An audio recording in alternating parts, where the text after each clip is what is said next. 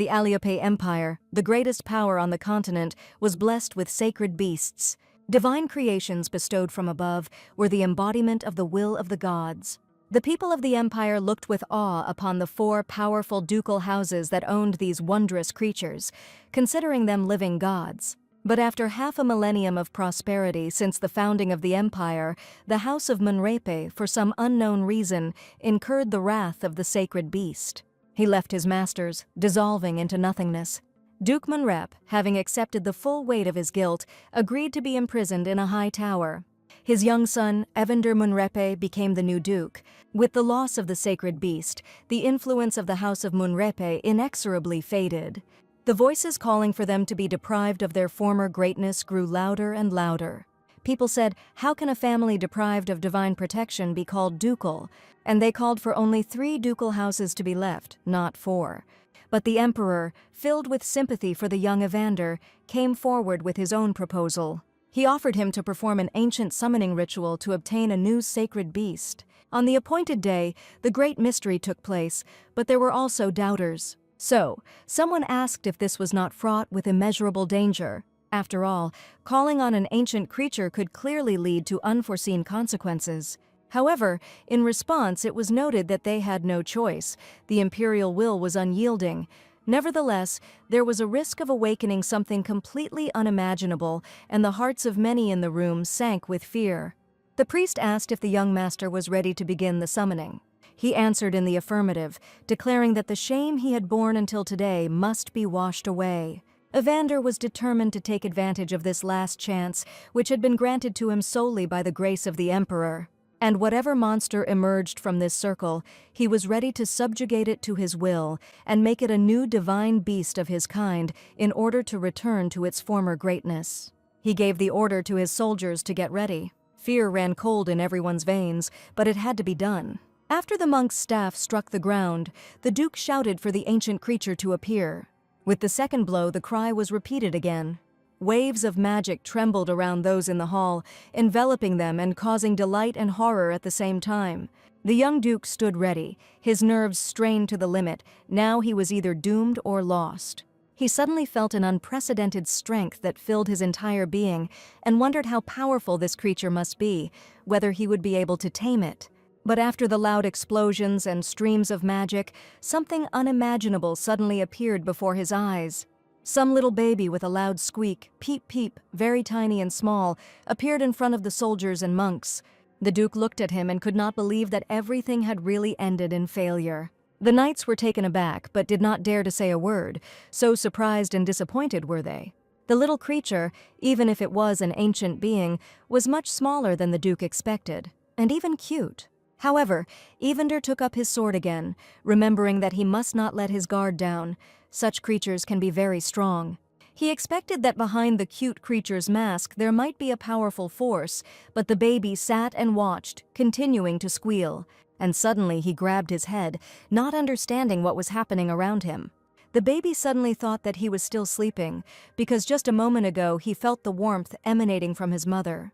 The creature thought to itself that Assel, as it called itself in the third person, simply had not woken up yet.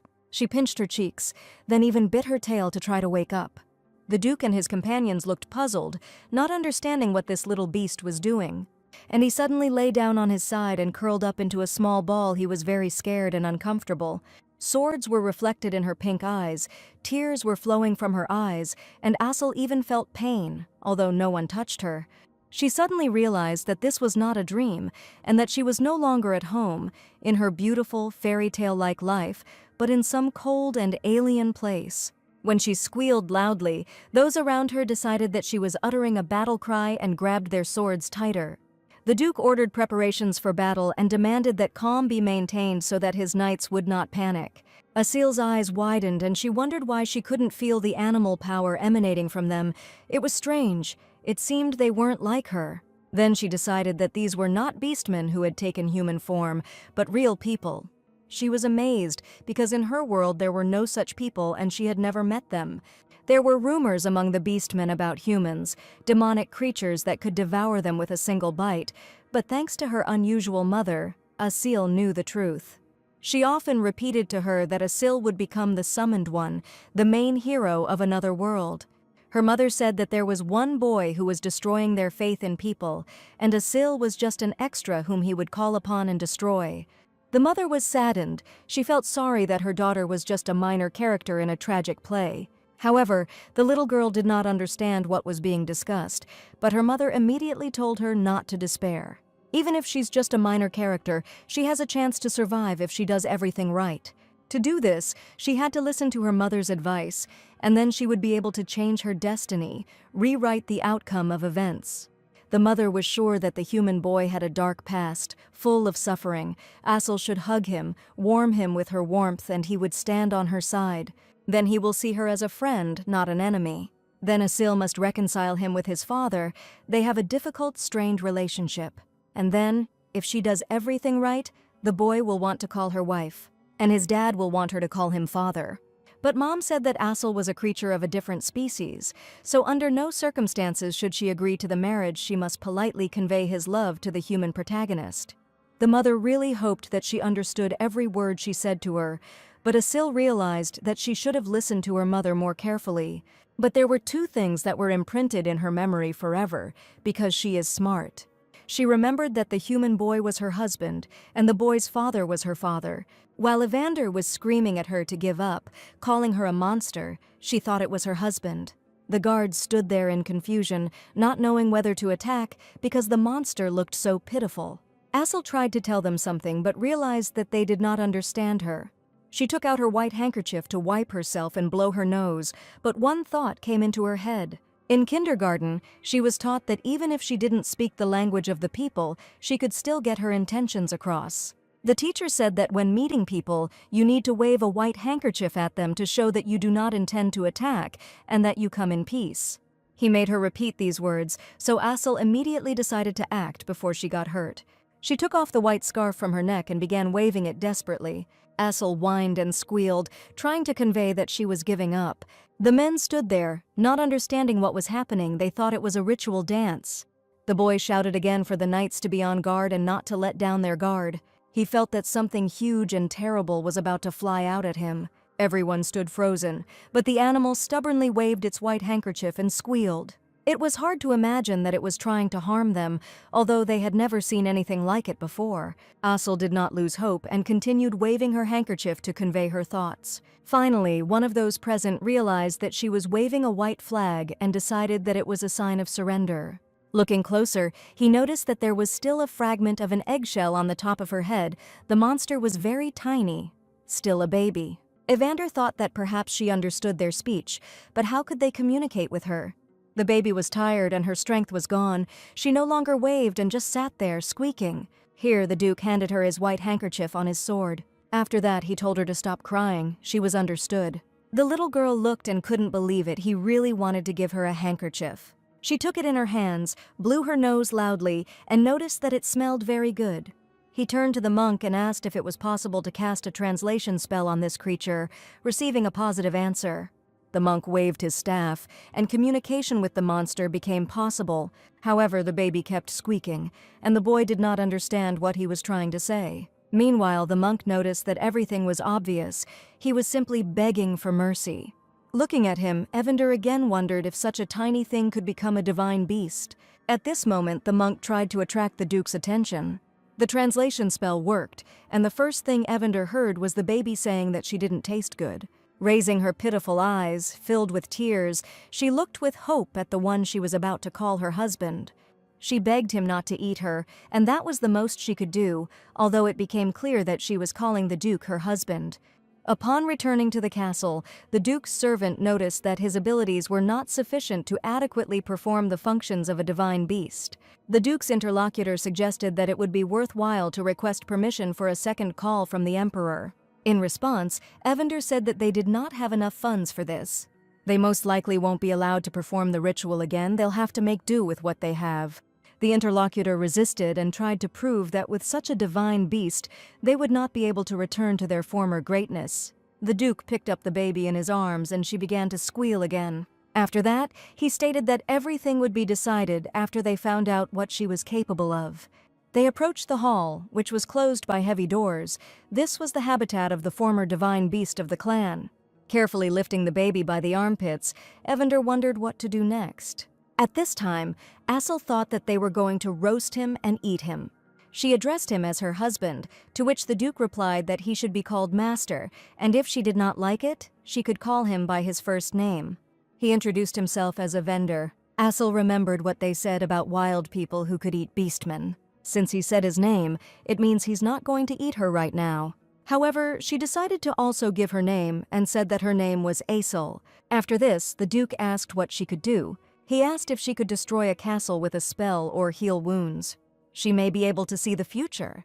The little girl shook her head desperately, showing that this was not so. She was still sure that she could be eaten, and again asked him not to do it, calling him her husband. The Duke put his fist on the table and asked what she could do. In response, he heard something rather strange and not at all promising. She said that she was good at climbing trees. She is also an excellent swimmer. It seemed like everything was very bad. It looked like a complete failure. The little girl persistently tried to explain that she did not want to become a fried dragon. She added that she sang well and again said that she was not tasty, so that he should not eat her, and again called him her husband. As a result, he expressed disappointment and said that he was not her husband. The little girl was frightened. She realized that her chances were getting smaller, and upset, she folded her paws and cried again. At this moment, there was a knock on the door and an announcement that food had been brought, as the Duke had requested. He ordered the servants to enter, after which he remembered that he had given orders in advance regarding food, in case the hungry monster suddenly became uncontrollable. At that moment, a servant entered with a tray. However, as soon as he lifted the lid, Assel was horrified. She screamed loudly because a living creature was brought to her. It was rabbit, generously sprinkled with various spices and surrounded by vegetables. Seeing the monster's indignation, the Duke asked if it was really too small for him, and that if he wasn't full, they could bring him more. After this, he added that he was not going to take food away from the monster, and he could eat. However, the little girl said that the bunny friend was not food, and the Duke was surprised. She realized that people were truly dangerous creatures, and that she needed to run away immediately. Assel immediately jumped off the table. The Duke noticed that it was dangerous, but she no longer listened to him. She decided that she could return home if she left the room with the barrier. So she boldly and decisively headed towards the door. She just needed to get out of the room. Then she could use the spell to return to the Beastman world.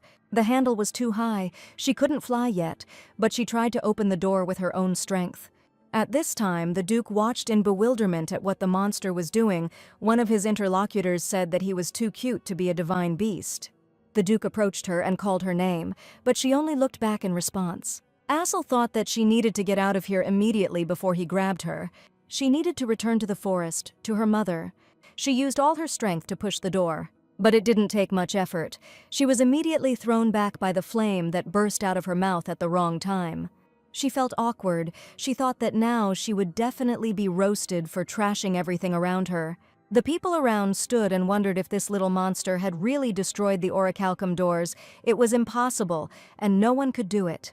The Duke headed towards her, but he was already beginning to fear the situation. He asked if the monster had just breathed out fire. At that moment, the little girl was very scared, didn't know what to do, and didn't want to answer. Now she's definitely in danger of turning into a barbecue dragon. At this time, guards approached them, asking what was happening in the middle of the night. They couldn't believe that the little monster could break through such strong doors, and wondered how much strength he really had.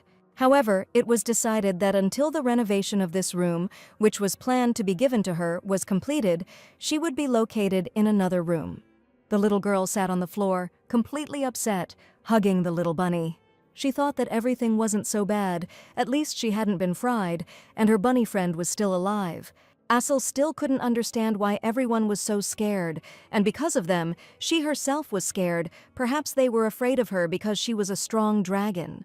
However, she noticed that the mana density in the human world was too weak, and under this state of affairs, she would soon be unable to cast the return spell. Until her mother comes to pick her up, she just needs to survive and not become someone's food, after which she began to search her secret space for what she needed. Throwing away the unnecessary toys that came at her call, she tried to find the thing she needed. It was good that she could simply reach all her things by reaching through the small portal. She finally found what she was looking for, a book she had taken from the library with her mother, which described how to survive when meeting a person. As long as she had this book, she was sure that she would never be eaten. The book said that you shouldn't fight with people. You need to inform the adult beastmen about them. But there were no adult beastmen in the human world. The book went on to say that you had to wave a white handkerchief to show that you didn't intend to fight.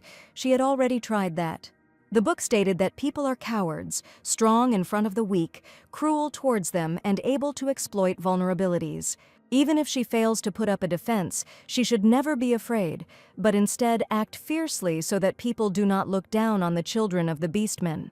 The little girl really liked this last point, and she decided to do just that. She shouted loudly that she was now a fierce dragon. Assel made the most ferocious face. Even the bunny got scared. Then she practiced looking menacing some more, because she really liked it.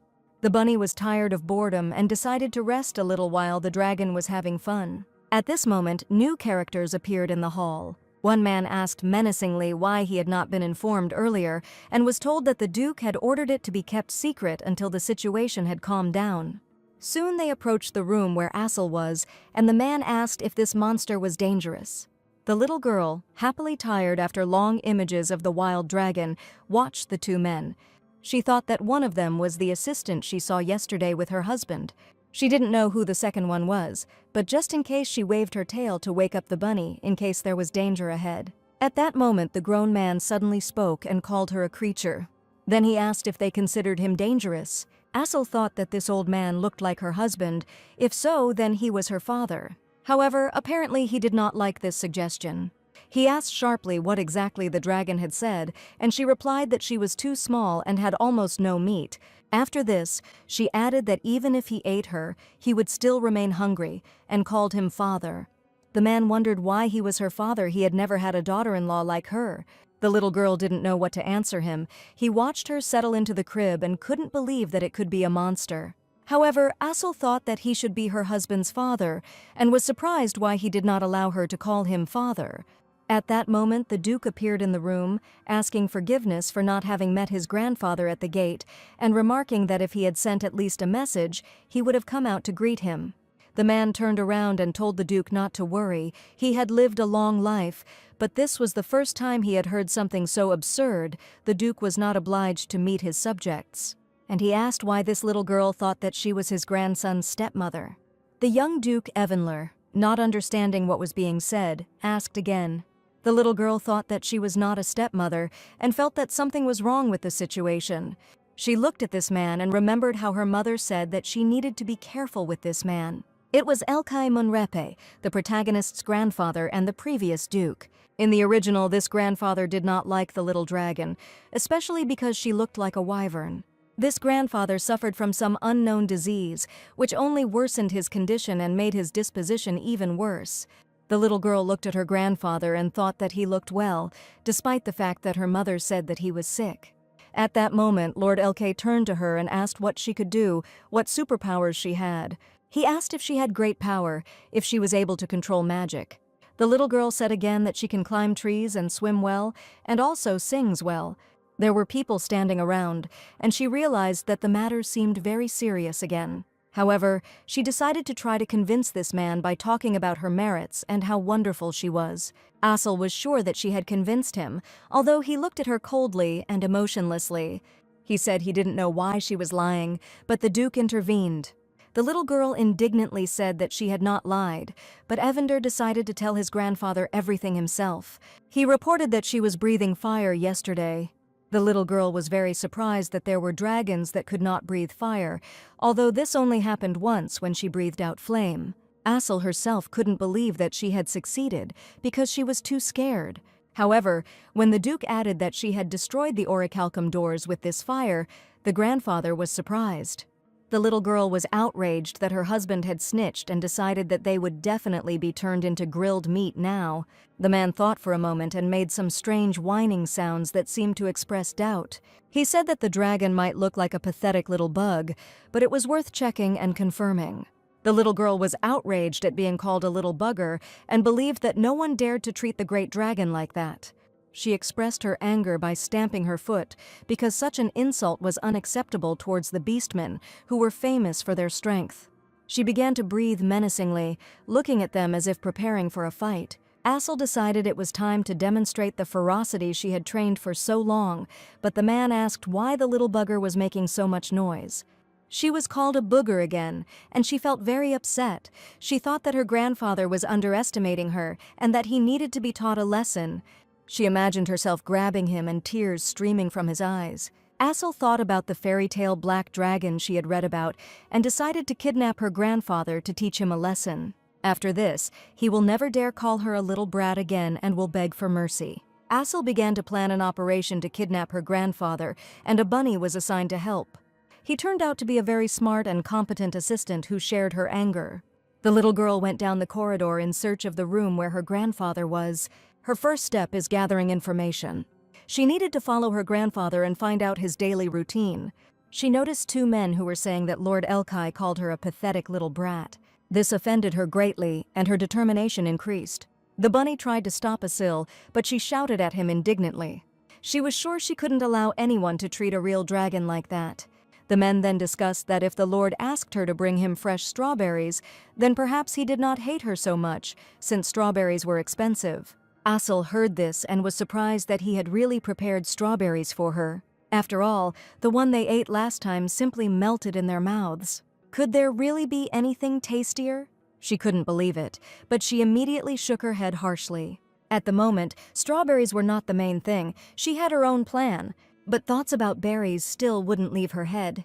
She wrote down her plans for punishing her grandfather in a notebook, and together with her bunny friend, she combed every room of the estate day after day. Assel hadn't been everywhere yet, but she needed to understand how life was organized in this house. She continued to observe to identify possible paths her grandfather might take. When she had collected enough information, she slammed the notebook shut with satisfaction. At that moment, the maid began to clean the room, and Assel thought that all that remained was to wait for the right moment and strike. Everything seemed to be going perfectly, but her diary was lost, and the little girl fell to the floor and cried with grief because everything was lost. At this moment, the servant turned to the Duke. He showed a small notebook on a tray and said that one of the maids had found it during the morning cleaning. The servant remarked that, judging by its size, the notebook must have belonged to Lady Assel. The Duke took it in his hands and asked where it was found. The maid explained that it was in the corridor of the western living room during cleaning. She assumed this because the notebook was lying right opposite Assel's room, and the Duke thought it would be wise to take a peek there. The diary was difficult to understand, but it was clear that its owner had wandered around the estate quite a lot. The notebook contained various caricatures, executed unevenly and clumsily, but the Duke noticed that all the drawings, despite this, were full of cheerfulness. He smiled, satisfied with this, and thought that Assel had settled into the estate, which made him very happy. Inside, he was worried that the baby might not get used to this place. In the evening, a thunderstorm began, lightning flashed and split the sky. Assel thought that the operation to kidnap her grandfather with her participation had completely failed. She couldn't understand how she lost the notebook. The Duke, approaching her room, noted that the little girl looked depressed, perhaps because of the rain. But Assel remembered that her grandfather had invited them to dinner, and she might be able to get more information. Besides, fresh strawberries couldn't help but please the little dragon. Seeing her cheerful look, the Duke decided that perhaps he had been too worried. She looked cheerful, but he didn't know her real reasons. The bright, sweet strawberries were reflected in her eyes. The Duke could tell from her exclamations that this little girl loved tasty food. She was so happy that she seemed ready to faint with joy. The Lord looked at her and thought that everything was going as he had expected. But every time she looked at her, she still looked like a pathetic little bug, which made Assel indignant. She screamed again that she shouldn't be called that, and the Lord remarked that such topics shouldn't be discussed at the dinner table. The little girl thought that he himself started talking about boogers first. Lord Elkai called her insolent and asked her to explain whether he had any good reason to keep such a creature near him. The Duke noted that she did not usually behave so boldly and suggested that the rainy weather could be the reason. He carefully ignored the fact that Assel was irritated by his grandfather's words and said that he wanted to think everything through carefully. Evander asked for some time, and his grandfather remarked that he very much hoped the Duke knew what he was doing. The grandson promised that he would not disappoint him, but his grandfather's gaze remained menacing. At that moment, Assel was enjoying delicious sweets. She even started drooling with pleasure, and the Lord wondered if Assel was really being tipped for the role of the divine beast. He wondered if their race had become so impoverished that they would never regain their former glory. Although he couldn't help but notice that the baby was eating with an enviable appetite. If she continues like this, her cheeks might burst. But fortunately, he didn't say it out loud, otherwise Assel might have gotten angry again. The grandson remarked that his grandfather had probably missed his walk in the garden because of the rain today and was planning to go tomorrow. Lord Elke said that before winter he needed to properly enjoy the autumn air. In his condition, it was necessary. Assel realized that her plan might not have failed entirely. The Duke expressed a desire to go with his grandfather, but the latter remarked that this was not necessary, as he had heard that his grandson was already working late. He at least needed to get some sleep, and Evander meekly agreed. Assel thought that perhaps her grandfather only went for walks early in the morning, which gave her a new chance. She noted that her detective skills were simply amazing, and tomorrow in the garden she would have an excellent opportunity to take revenge. There was only the second step left: wait for the right moment and kidnap him. To do this, the little girl hid in the bushes, waiting for her grandfather to appear. Quite a long time passed, a whole 10 days. Lord Elke, as usual, was walking in the garden early in the morning. A servant reported that he looked well, but received the answer that this was hardly true. He still couldn't calm down and tried to speak, calling Assel a creature. The Lord noted that at first he mistook her for a baby wyvern, but upon closer inspection he saw in her more like a mutated lizard. His interlocutor said that if it was just a small reptile, then there was some meaning to it. Grandfather noticed that when she ate strawberries, she bit off tiny pieces, and her little face, smaller than his palm, chewed in such a funny way. He couldn't help but notice that she was really very funny. Even his grandson always called him Lord, but this little girl calls him Grandpa. He remembered how she said not Dad, but Grandpa. She also has a strange habit of waving the shells on her head, as if she were saving them especially for soup. Lord Elkai suddenly became cheerful and noted that despite everything, she was a very funny little creature. His interlocutor thought that he seemed to have already begun to love him. Perhaps it was because Lord Elkai had spent most of his life in battle, had never been close to his children, and even his only grandson had grown up too quickly. It was obvious that the Lord was not immune to charm, despite the fact that he was, after all, just a lizard. At this point, the grandfather asked if Biante had returned yet, and the answer was that he would arrive immediately after completing the task. He chuckled and said that this was complete nonsense. This fool had no sense of priority at all. He should be the eldest in the family, but when the so-called ancient monster awakened, he didn't even show his nose. After that, he said to tell Biante to drop everything and come here immediately. At that moment, they heard a scream and saw Assel running towards them. The older man was a little surprised, but she seemed friendly on the outside. She waved her hands joyfully and invited me to come with her for a minute. Lord Elke asked why. She replied that he would find out if he followed her. The servant was shocked and could not understand how the lizard dared to talk to the Lord like that.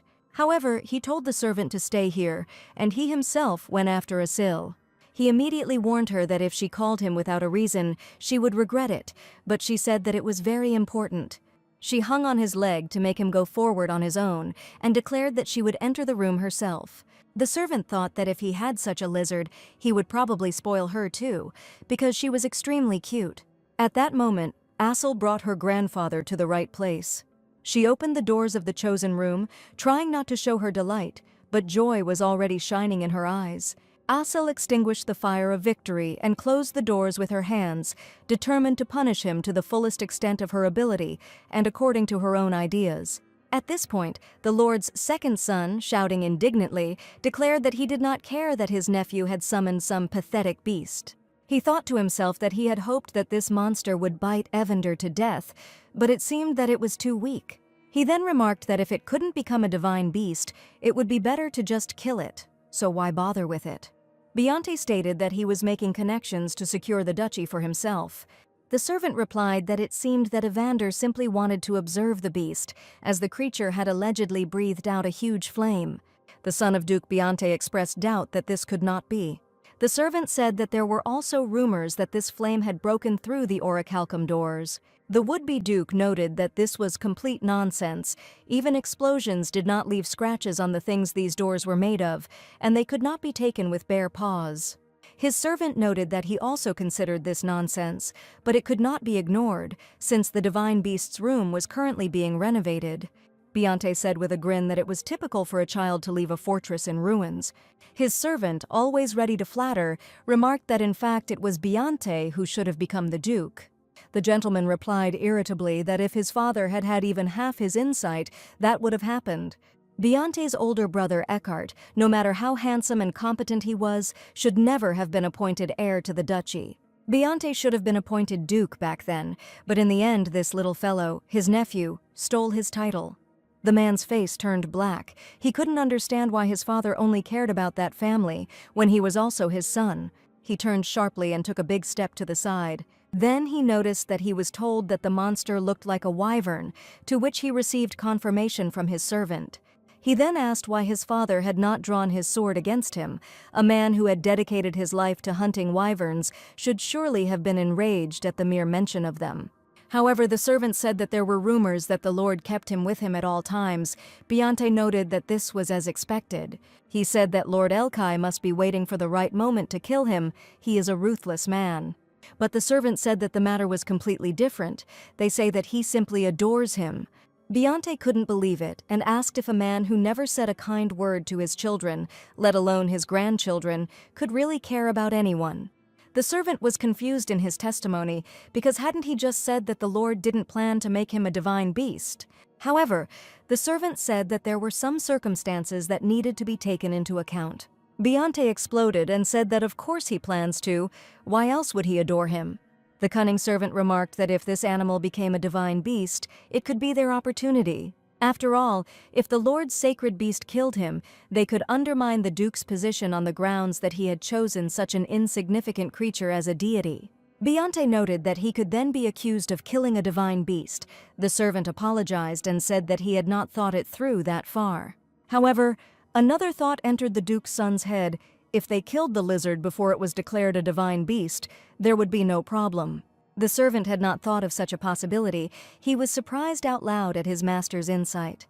Beyonce ordered him to send word that he himself was delayed, so he would send his divine beast first.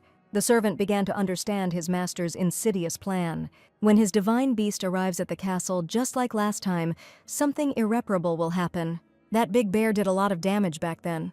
Beyonce said that everything was correct. The servant should stage his escape. Let it seem that the bear had broken free. It was necessary to direct him to the lizard's favorite path. The servant asked what would happen if the Duke, after losing this creature, suddenly called for another. His master replied that he hardly had that much money, and he was right. Sipping the wine he loved to quench his thirst with, Beyonce thought his plan was quite good. He noted that once the creature died, there would be no evidence of its involvement. At this point, the grandfather indignantly asked if the little girl had really called an adult for such a useless purpose. However, his hands were already tied, and Asil said that she would show him something. He sat tied up on the floor, and Asil sighed with satisfaction. She decided to show him her terrible appearance. As he unwound the ropes, the Duke asked why she had tied him so tightly, but she screamed at him not to untie himself.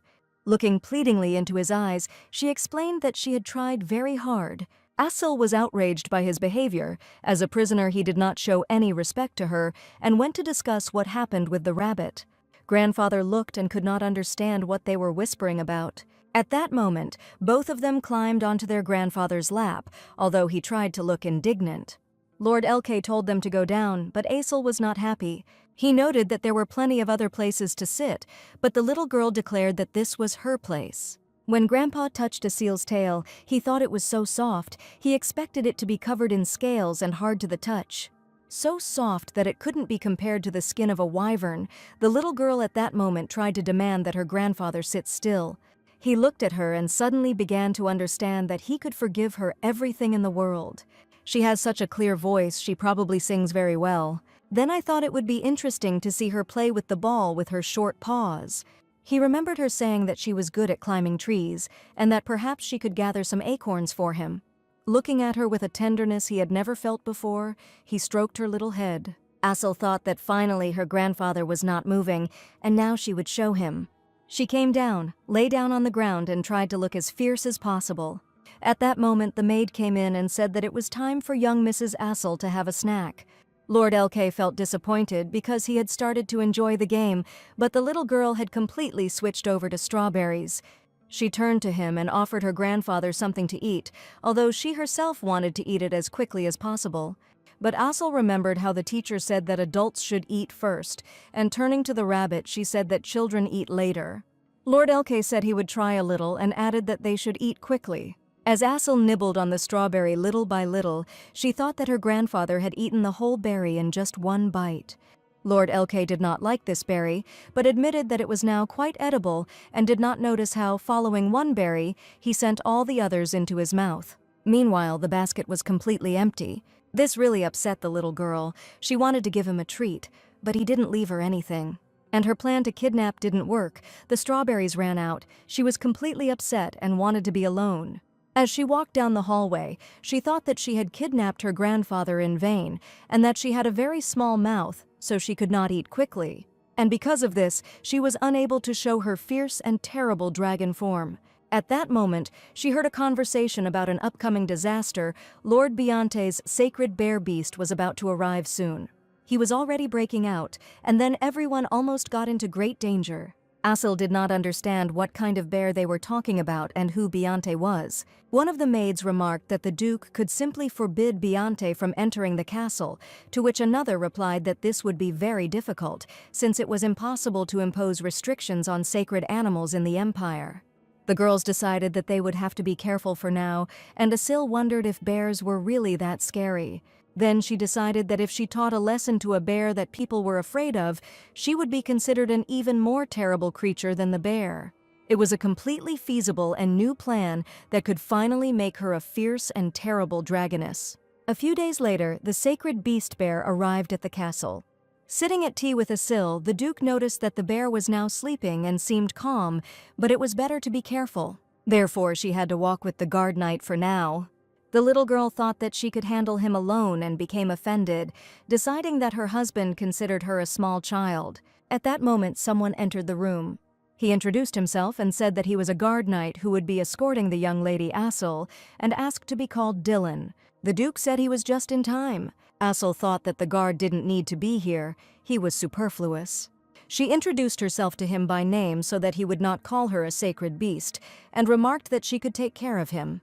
The little girl looked at him and wondered if it was to her advantage to have a witness.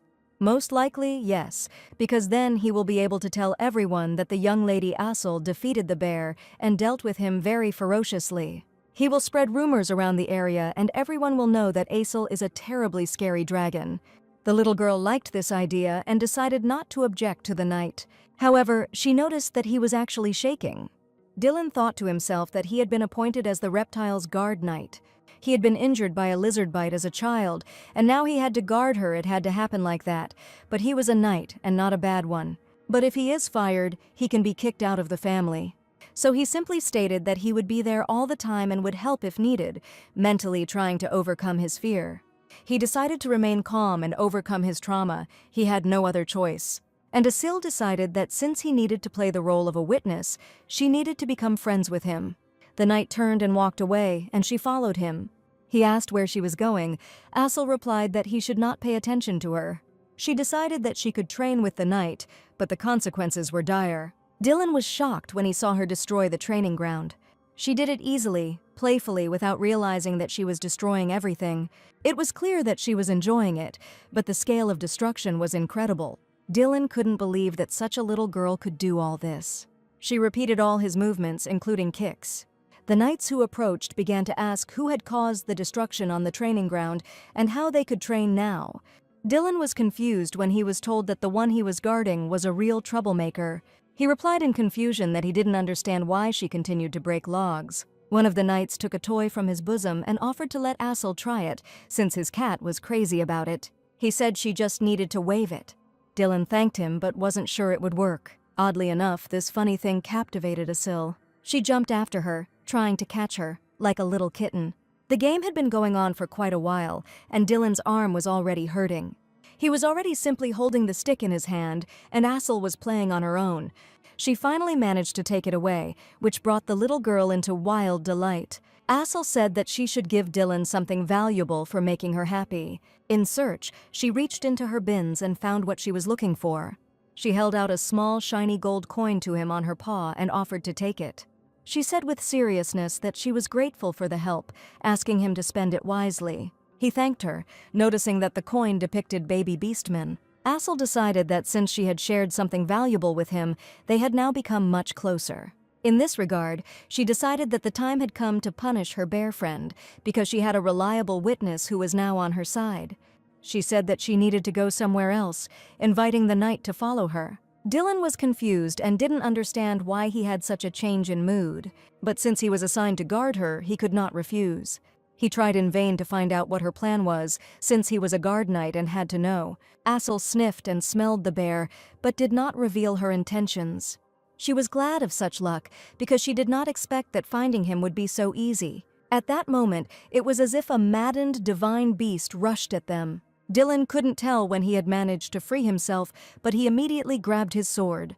The knight shouted for the young lady Assel to stand behind him, realizing that this was his first task received from the Duke. He will definitely protect his divine beast no matter what. The bear waved his paw, but the little girl was afraid that he would harm her guard. She screamed that Assel would save Dylan and rushed to attack. It looked quite comical, a small lump against a huge bear. The outcome of the fight seemed obvious. Dylan was confused because he didn't know how to get her out of the clutches of this beast now. There was a cracking sound and the walls broke. At that moment, he saw little Mrs. Assel pounce on the bear. He lay there, defeated. It was incredible. Assel, looking at him, asked if he saw how strong she was and how she coped. Dylan was amazed. He didn't expect that such a thing was even possible, and when he told about it, no one believed him.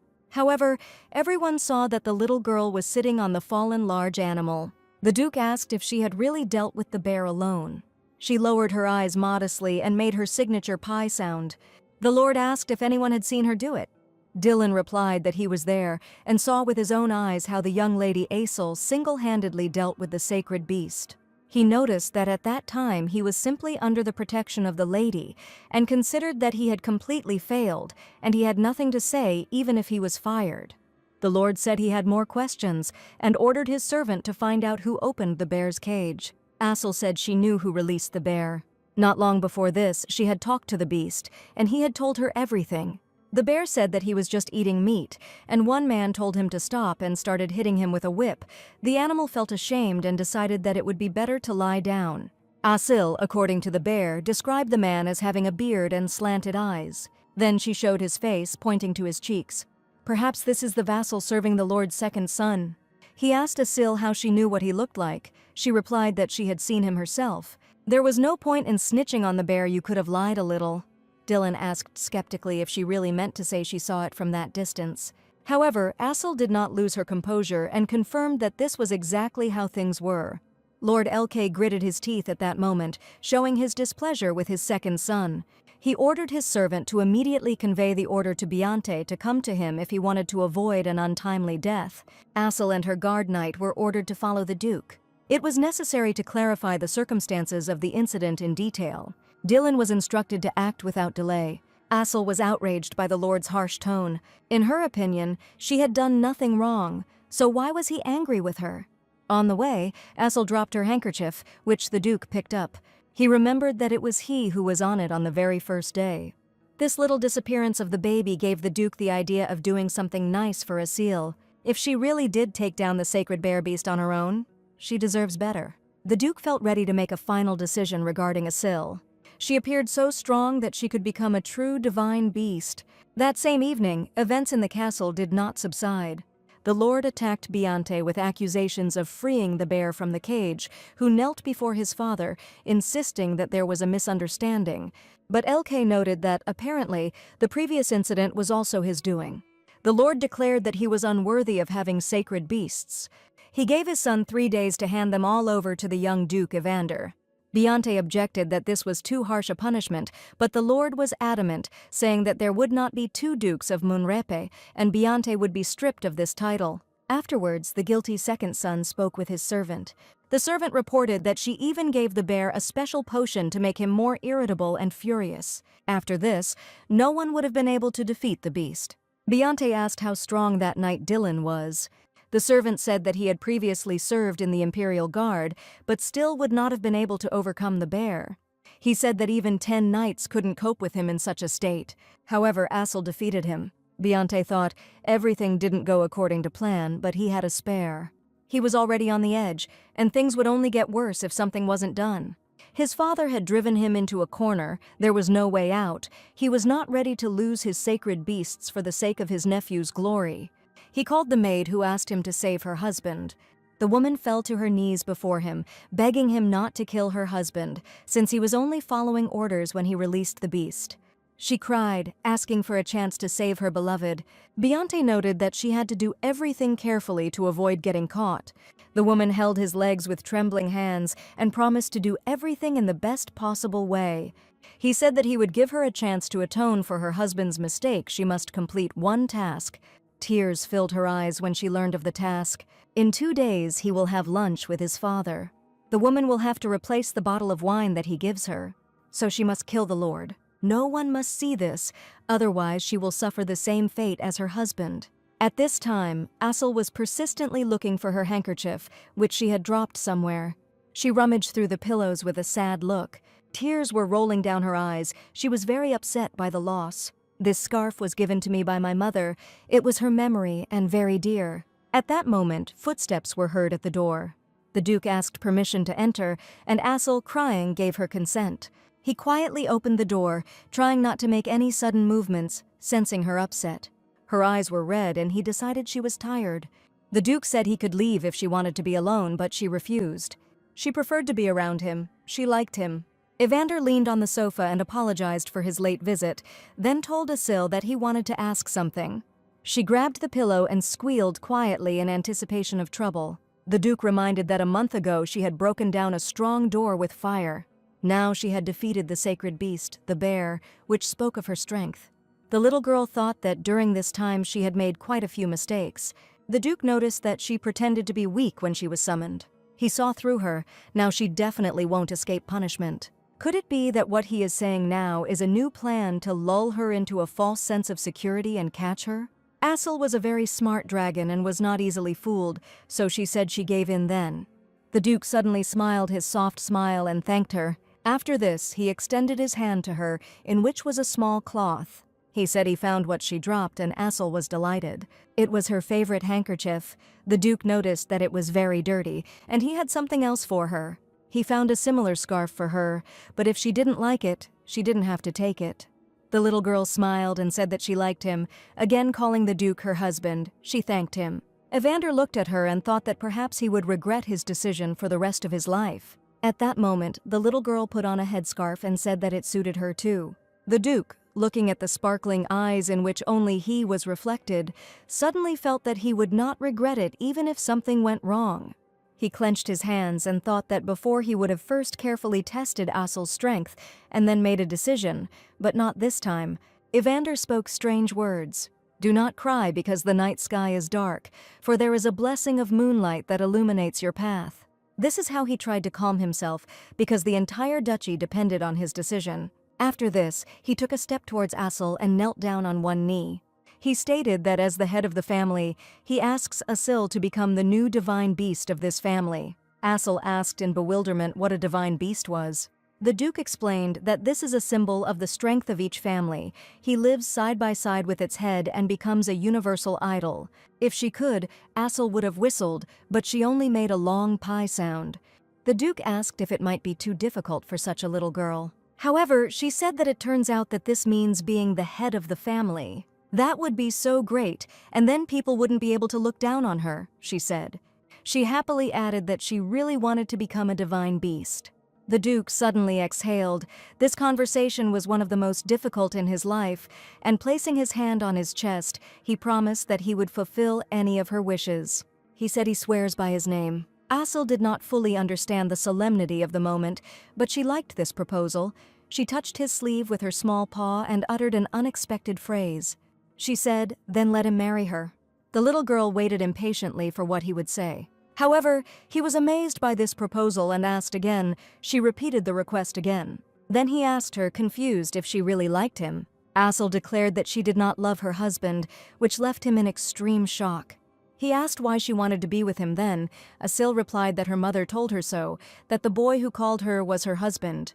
She said she still doesn't understand why her mother told her to call him that, but she always told the truth. In the world of beastmen, marriage is when beastmen who like each other live together. That's why Assel has 5 dads.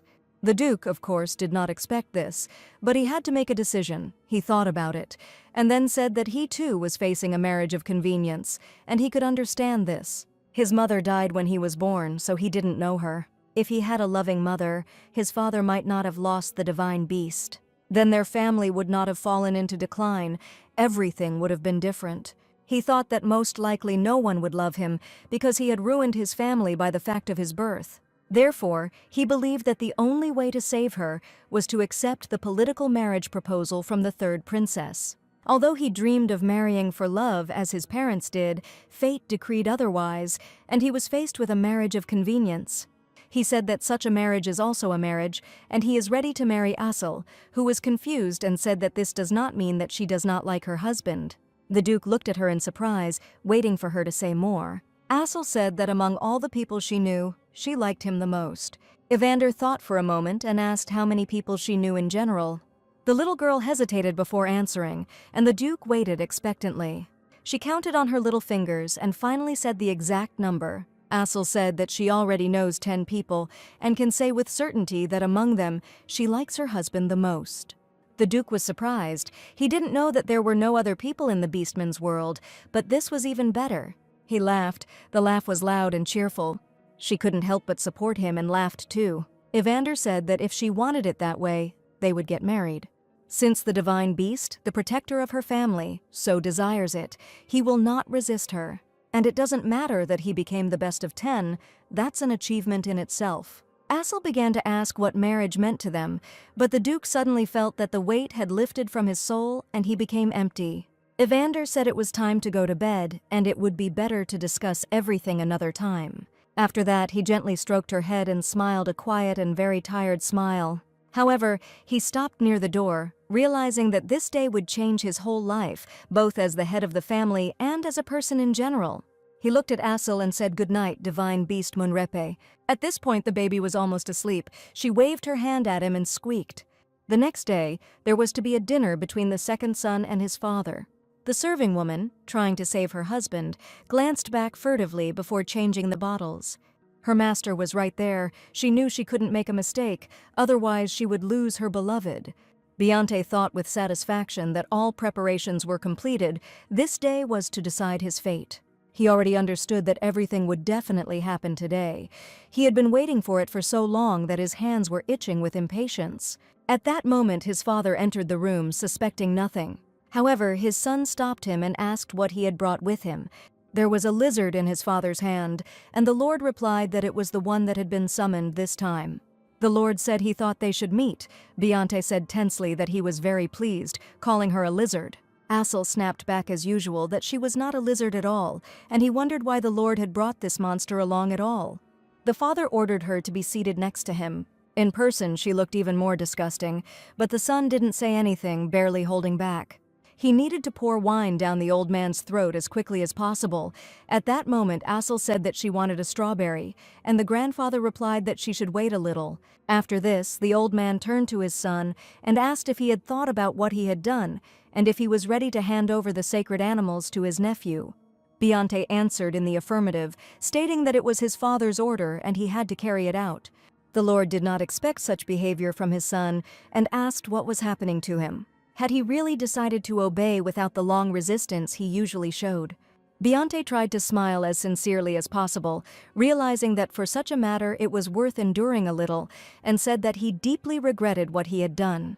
After this, he announced that he had brought a rare wine, difficult to obtain in the Empire, and he invited his father to have a drink with him, like in the good old days. However, the father covered his glass with his hand, declaring that there was a child there and wine was inappropriate. After that, he told him to bring grape juice, and his son's plan fell apart right before his eyes.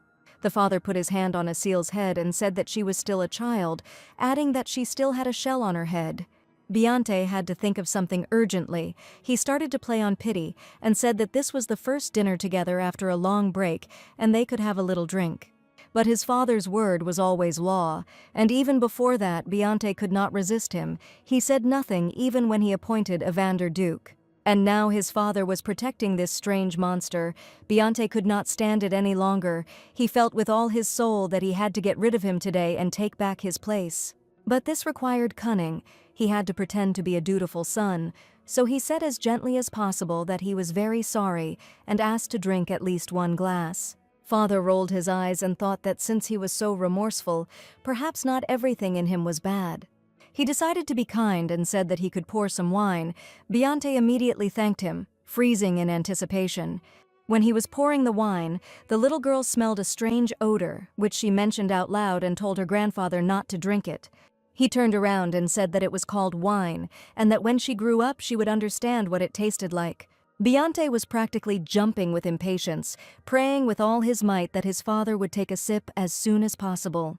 The words were almost on his lips, but his father did not notice how impatiently he was looking at him. After taking a sip, the Lord said that the taste of the wine was indeed strange, so bitter that it left his tongue numb. He asked what it was made of and suddenly felt sick. Suddenly he started coughing and blood spurted out of his mouth. Asil screamed in fear. She didn't know what to do. Falling onto the table, the father said that there was poison in the glass, but nothing could be changed, and the little girl only screamed helplessly. The old lord was examined by a doctor, and his prognosis was not encouraging. After listening to the heart, he tried to prepare the family for the worst-case scenario. He informed the young duke that his grandfather's condition was very serious. Evander didn't believe it. He asked what it meant. The doctor said that it seemed that Lord Elkai had taken a poison called Angel's Tears, a very dangerous potion. It is called so because one drop allows one to go to the angels painlessly, but there is no antidote due to its high lethality. Beyonce cried out that this was nonsense, and where had it ever been seen in the world that there was a poison without an antidote?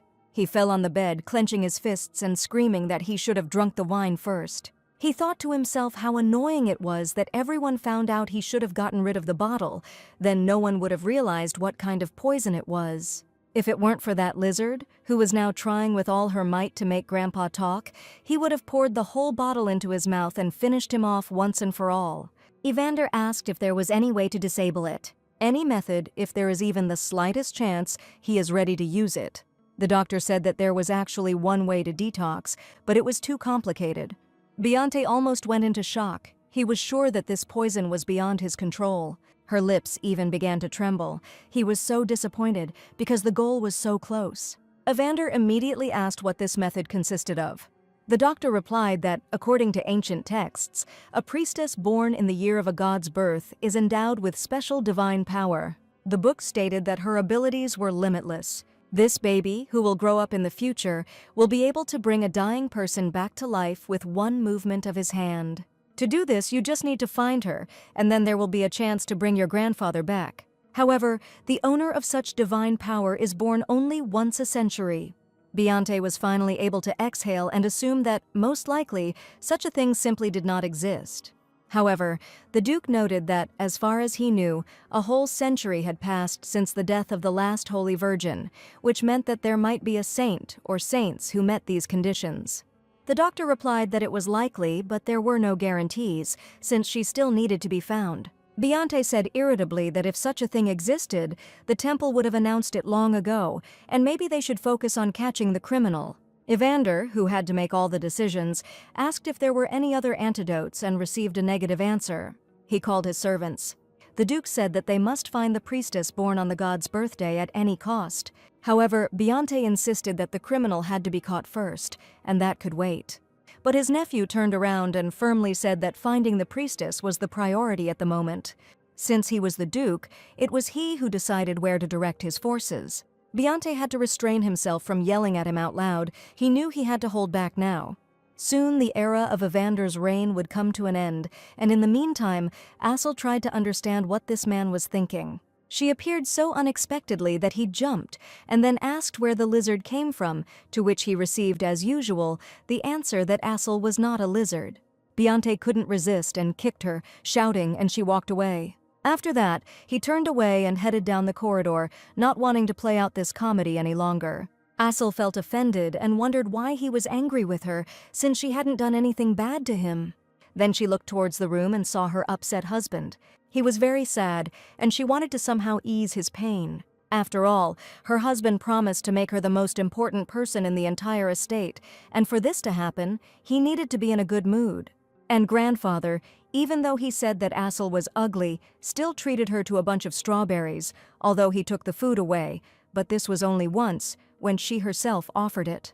The main thing for Assel was that her husband was sad, and it hurt her to watch it. He sat next to his grandfather's bed, not understanding why he deserved such a fate. He lost his mother, then his father, and now his grandfather. He had no one left.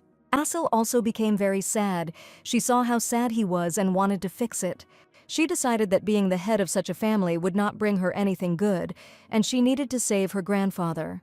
But how could she do this? Because she was too small and did not know how to heal people. She returned to her little room, climbed into bed, and tried to think of a way out. Suddenly, a bright thought struck her. Her mother had once told her about this. In one book, she read that in order to save her grandfather, she needed to find a person named Heroine. The little girl had no idea who it was, and the rabbit slept peacefully, not paying any attention to her torment. Assel tried to remember who this heroine priestess student was. She remembered the description. She had pink hair. The girl was about the same age as the main character, that is, her husband. At that time, Assel did not know whether she was born on the same day as the god, but the book said that she healed. So this girl was definitely a holy virgin, and Assel began to prepare for her campaign. She took her gold patterns and some strawberries because she definitely needed a snack, after which she told the bunny, who was still sleeping, that she was going. She rushed forward so resolutely that she didn't even think about where she should go or what she should do. But in the middle of the corridor, this thought crept into her head, and she stopped. She didn't know where the heroine lived or how to get out of the castle, which she never left.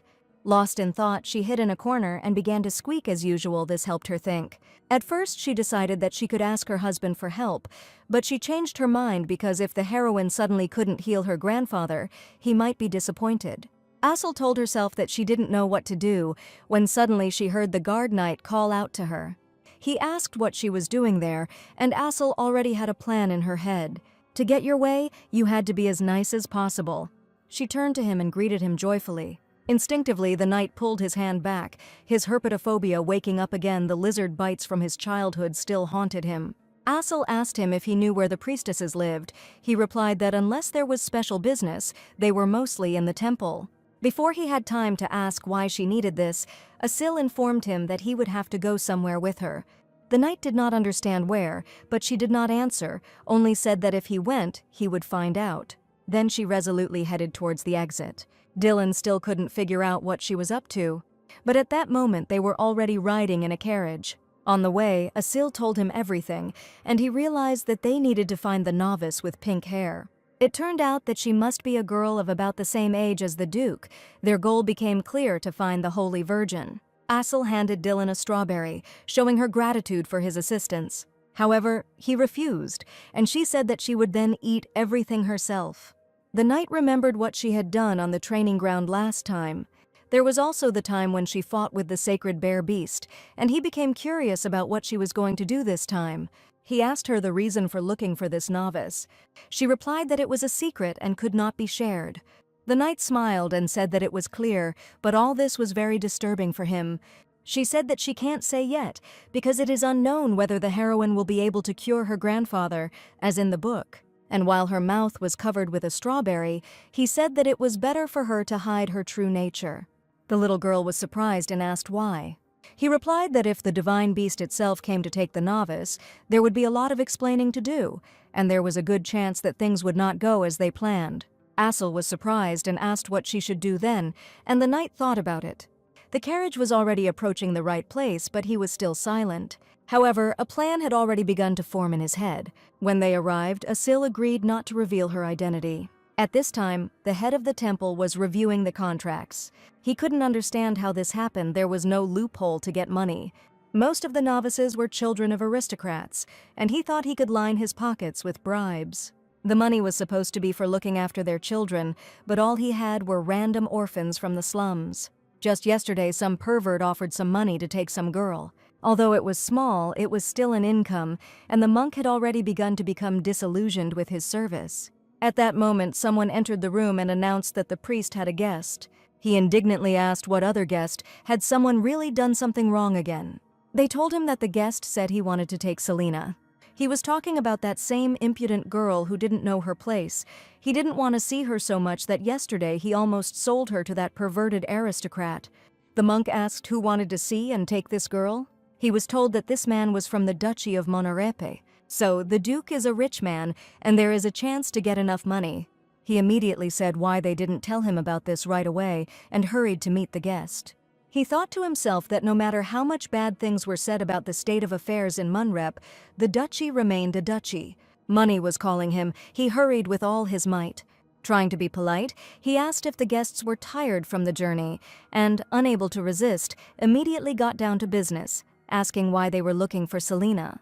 He also asked how they knew about her and began to put his plan into action. Dylan said that when the Duke visited the place, he was with his pet.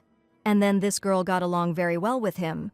Dylan said he was deeply impressed and then revealed that the animal's name was Pippi. The priest decided not to get lost and said that Selena was a very kind and smart girl, but unfortunately, there was already someone who wanted to take her away. Perhaps they needed another girl. Assel said that there was no other person and tried to make sure that only the knight heard. The priest admitted that since they both wanted the same girl, he didn't know what to do. Waiting for him to finally be offered good money, the knight began to understand what he was getting at. At that point, the priest said that they knew the church put the child's interests first. "And where does this happiness come from?" he asked. The knight did not know and could not answer this.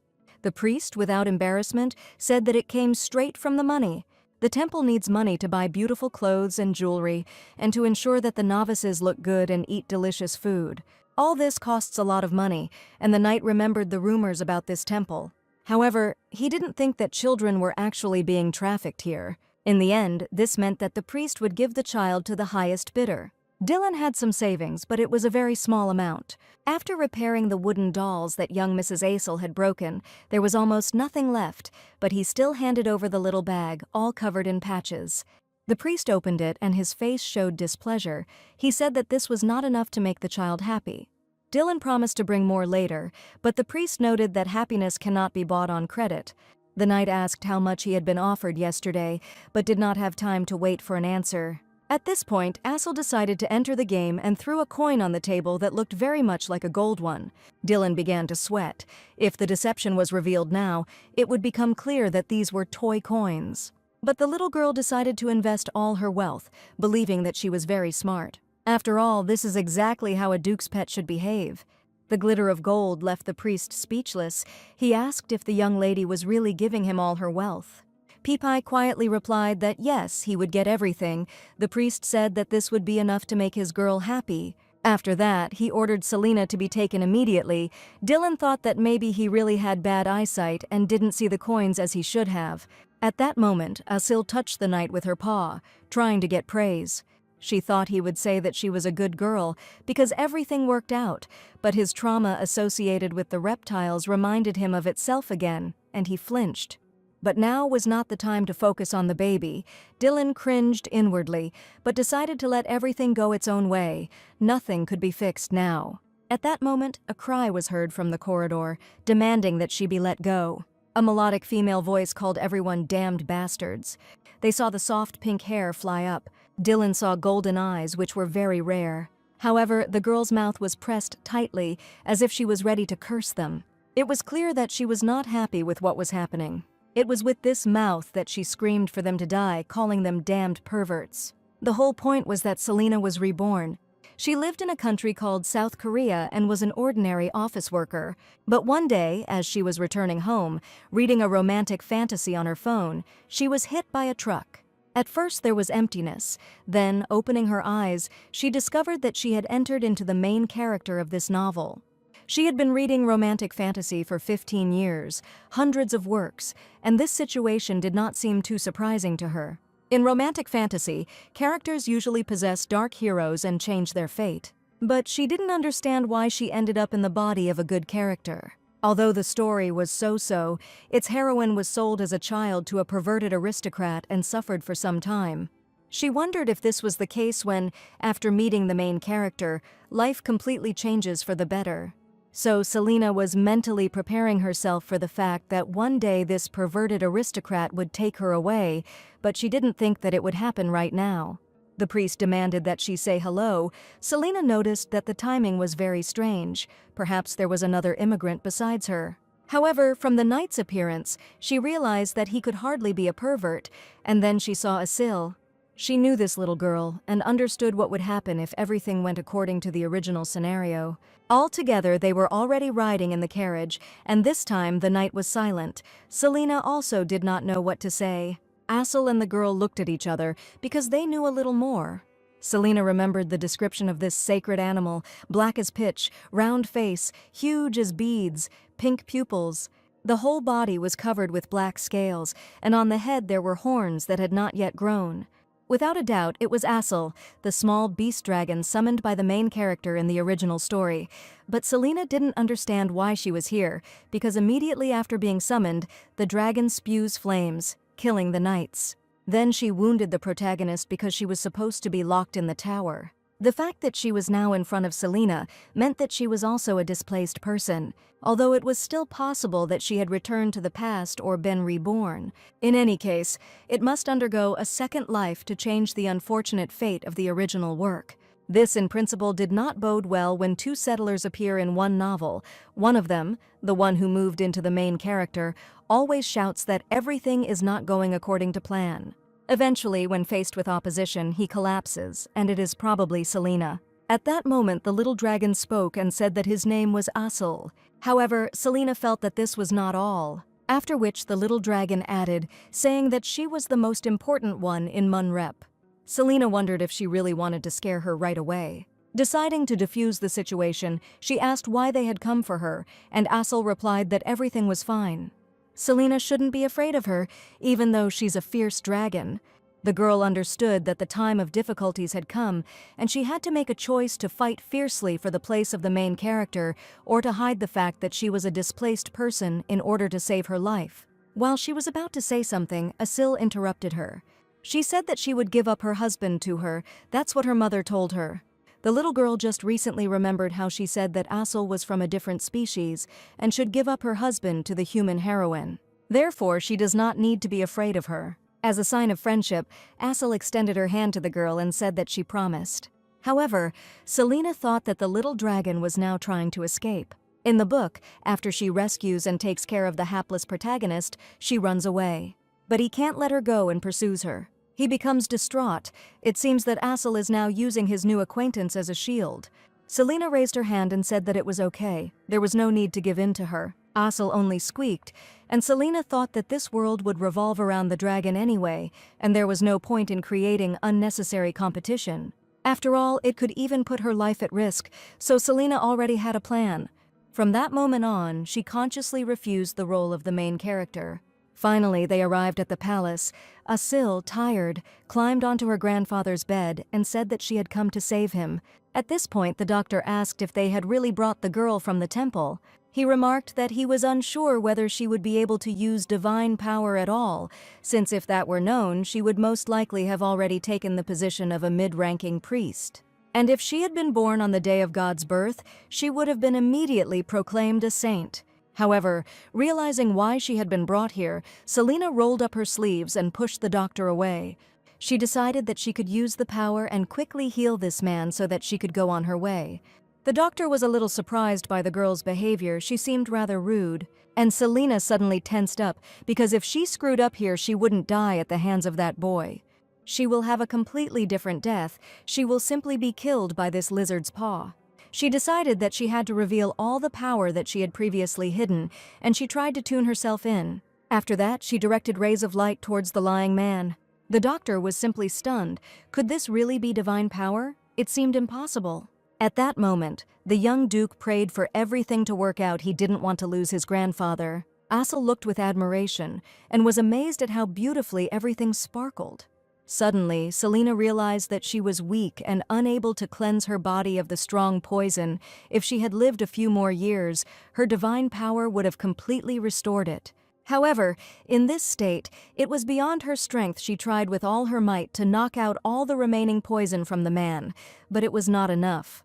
Selena desperately wanted to get it done faster, but she understood that she was not yet in danger of freedom. She wanted to escape before it got dark, while there was still a chance to get far away from the temple and these people. At that moment, the man suddenly opened his eyes. The Duke trembled all over from the stress he had endured and called out to his grandfather while Asel was crying next to him. The Lord asked if he was dead. The first thing he saw was pink-eyed Asel. The doctor finally woke up from his stupor and joyfully said that, on the contrary, he was alive. The young lady Asel had brought a saint born on the day of the god's appearance. Lord Elkai chuckled and said that he now owed his life to the lizard, after which he stroked her head and said that he was glad she was okay. The little girl closed one eye with pleasure and said that she was very strong. Lord Elkai noticed that his grandson had completely fallen apart and said that the Duke should not cry. The little boy, who had no childhood, tried to hold on with all his might, but tears flowed and he asked for forgiveness. After this, the Lord looked at the girl and asked if it was really she who saved him. She didn't answer, but the doctor confirmed that everything was correct. This was the saint that the young lady had brought. The Lord noticed that she seemed to have worked too hard for him and promised to reward her generously. The doctor asked for forgiveness for having to say this. There was still poison in the master's body, and the treatment must continue as the saint's strength was restored. The young duke approached her and asked if she would mind staying there and continuing her treatment. Selena thought, why does everything turn out like this again and again? If she remains a saint, then, as in the original, she will marry the protagonist, and she will possibly be killed by a Sil. Because that's how it was in the original, and she really didn't want to die at the hands of this little dragon. First of all, she needed to avoid the fate of a saint. She said that instead of a reward, she had one request, and the Lord asked what it was. She asked them not to tell anyone that she had divine powers, and then hesitated. And then she added that she wanted to be made Lady Asel's servant. To say that everyone was surprised is to say nothing. Asil herself was especially amazed. The physician asked Selena if she might be better off becoming an official saint instead of a servant. However, she stood her ground and said that she did not want to return to the temple. There she was always bullied because she was an orphan from the slums. The doctor sighed loudly, and the grandfather asked why she wanted to be Asil's servant. The girl replied that the young lady recognized her value, came for her, and she wanted to serve her in order to repay her at least a little for this favor. After this, she turned directly to Asil and asked to be taken as a servant. Finally, the stormy events died down a bit, and it was time for everyone to go to bed. Evander told Selena that she had worked hard until late at night, and the girl replied that she had only done what she had to. The Duke said that he would delegate the tasks of taking care of Lady Selena's bedroom to the maids. When she was sent to rest, she found herself at a loss and wondered how to get out of this situation. Mom warned Asel that she needed to be careful with the heroine and wondered why she wanted to become her servant. When she left, her husband told Asil to think carefully. He noted that there were many ways to reward Selena, and if Asil did not want her to serve her, she could refuse. The little girl cooed and said that she would definitely think about it. Then she asked if her husband had found the criminal who had done this to her grandfather. The Duke was embarrassed and replied that he had not yet. And suddenly, he became very upset and said that she probably considered him pathetic because she went after the priestess, and he himself did nothing. Asel noticed that the suspect was currently out of town and was said to have been last seen in a barn behind the castle. After that, she touched her husband's leg with her paw and said that he was a good boy. She then added that it was because Beyonce had taken everyone to the hunting grounds without permission that her husband was having problems. She added that her grandfather's son was strange, and the Duke asked how she knew that. The little girl replied that she knew everything, and added that she had not heard this from the human knight, since she had to keep his secret. Asel remembered how he had told her this directly, but the Duke thought that Dylan was probably telling her everything, and that he would have to tell him to keep his mouth shut. When they were about to go to their rooms, Asel wished him to hold on. Then she added that she was leaving, and he tried to stop her.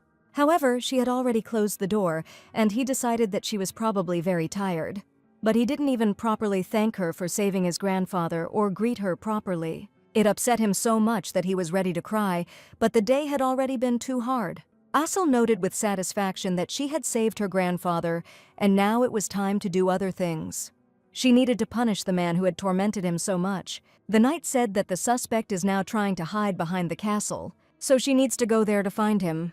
She looked out the window and saw that snow had already fallen outside the castle, and Asel did not like the cold. She went into her bins and decided that she needed to get some sufficient equipment. She finally found what she wanted. Her mother also gave it to her. The little fur coat that kept her warm suited her very well. This cape was able to protect her even from severe frosts, for which Asel was grateful to her mother, who sewed it. She looked at the bunny, who was clearly not ready for the difficult hike. However, she also found clothes for him, because she could not set out on the journey alone. Without regret, she woke up the sleeping bunny and, tugging at his hand, dragged him along with her. He didn't even have time to understand what was happening. She hurried, saying that if they left now, they would be able to return before dark. Of course, she underestimated the cold outside. The entire area around the house was already covered in snow, and unexpected people appeared behind the castle. One man approached the fox and spoke to him kindly. He said he thought he was missing, and then, patting him on the withers, noted that it was cold outside and they needed to go inside. Picking up the fox cub, he added that other people would soon arrive and they should leave. Asel walked through the snowdrifts, cursing the cold. The bunny was even less enthusiastic. He didn't even have a proper cape. However, they had to go faster, and finally Asel realized that she was already close to the right place. It seemed like this was the very barn they were talking about, and there was an abandoned tower nearby, but for some reason she felt creepy. She really hoped that there were no ghosts there, as she was very afraid of them. So, being a wise organizer, she pushed the bunny forward and told him to go first. So that he wouldn't be afraid, she assured him that she would definitely save him if something happened. The baby desperately resisted, but Asel hurried him. She literally pushed him with her feet inside the door, but he didn't want to go at all. He clearly didn't understand that the entire success of the operation depended on him, and Asel explained that he had to cover the rear. She finally pushed him too hard and he fell to the floor. She immediately turned to him, feeling guilty, and asked for forgiveness, asking if he was okay. At that moment, a red light flashed past them. The little dragon and the even smaller rabbit screamed together. They saw a red fox with black paws and ears. Looking at them, she snorted and said that they were making too much noise. Asel was delighted, after which she greeted the fox and apologized for the noise. He stretched again, chuckled, and paid no attention to them. The little dragon decided not to miss the chance and asked if she could ask the fox a question. When he waved his tail, she felt that he smelled the same as her husband. It wasn't Grandpa's scent. It wasn't Beyonce's, she wanted to ask, but there was no time to talk. They rushed after the little fox. They absolutely had to find out something from him. Asel screamed and called the fox cub, trying to find out if he lived here. The fox cub didn't even turn around. He just wagged his tail but didn't answer. Then Asel decided to ask another question and asked if he had seen a woman there. She even tried to depict what it looks like by showing it on herself. She didn't have a portrait. Dylan showed it to her, but the image turned out quite convincing. The little fox turned to Asel and said that she was ugly. In response, she came up to her and said that she was not ugly, but that you can't talk to her like that. The fox cub asked why she was looking for this woman. Asel replied that this woman had hurt her grandfather. She intended to find her and punish her. When the little girl said her name, the fox stopped. He turned around and asked if this meant that she was the divine beast from the rumors, the ugly lizard. Asel jumped up again and declared that she was neither ugly nor a lizard, but a brave and courageous dragon. The fox cub turned around and asked why she was standing there, since she was looking for a human woman. The little girl realized that she needed to follow the fox cub so that he could show her where the woman was. There was a lot more snow in the forest, and the little dragon was not prepared for it. She was even more surprised that the smell here was stronger, just like her husband's. Maybe he was somewhere nearby. But he didn't even know where she was going. It didn't seem very true. At that moment, the fox cub approached some object and lifted it up. He said that Asel could take her if he could. The baby pulled the woman quite easily, and the fox began to question who she was.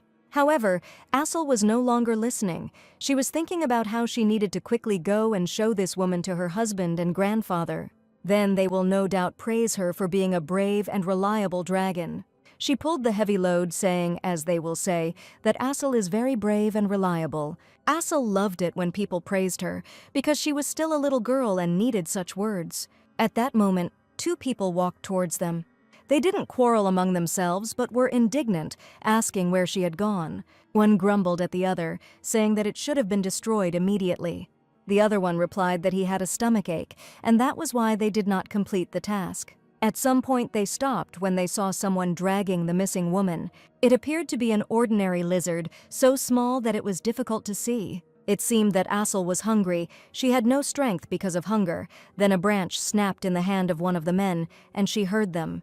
But she didn't pay attention. It was already too difficult for her. However, she heard a call. Someone shouted, calling her a little lizard. She turned around and saw the men with confused eyes. They thought that such a little girl looked quite cute. One of the men noticed her fear, but the other said that stealing was bad. Assel had a good sense of smell, and she immediately recognized the smell emanating from them. It was exactly the same as that of Biante, my grandfather's second son. The man grabbed his sword and declared that if she gave the woman up in good faith, he would kill her with one blow. Assel, although she was tired, pouted and said that she would not give it back. She declared that she would fight the bad people, no matter what it cost her, and the bunny crawled further away so as not to accidentally get hit. The man noted that she was quite brave, but asked what she could do against them. The little girl clenched her fists and decided to fight back. She shouted that Assel was very brave, although at that time her heart was beating wildly, trying to warm up and give out energy. She wanted to release a large flame, but only a small puff came out. The little girl sighed and thought that the flame had not come out because of hunger, and it was completely unclear how to figure it out now. One of the men said that although he was going to send her into the light with one blow, it wouldn't work. She asked for it herself. She was so impudent. He swung his sword, but the little girl, out of fear, didn't even try to run away. In panic, she grabbed her head with her hands and screamed, "Save Akil!" She didn't notice what happened next, as she was too excited to see. When she opened her eyes again, there were two people lying in the snow. She was surprised and looked around, not understanding what had happened. In front of her stood a golden-haired man with a sword. He looked exactly like her husband. He smelled the same, so it was someone she hadn't seen yet but could smell, whom her mother warned her about, that is, he was her husband's father. But then her strength began to leave her. She was clearly overexcited, and her heart was tired. The man turned around and told her not to tell anyone that she had seen him. The little girl was left alone in the middle of the forest. She had a lot of thoughts. The man's face was similar to her husband's, and the smell was the same. He also had a younger face than his grandfather, which confirmed that he was definitely his father. Just as she was about to shout for him to stop, he suddenly disappeared. She quietly, hesitantly called him, calling him father, but in response there was no sound, not a rustle. There was a tower in front of her, and she heard that he was imprisoned in it, how he managed to get out, and was it possible to do this without being noticed. At that moment, Biante and his knights were riding back from hunting. His servants said that the catch today was magnificent. The knight first called him Lord Biante, and then added that from now on he should be called Duke. He noted that discipline would finally be restored in the family. He then added that he was tired of serving under the young Duke, and could now breathe a sigh of relief. Biante noted that he too was tired of all this.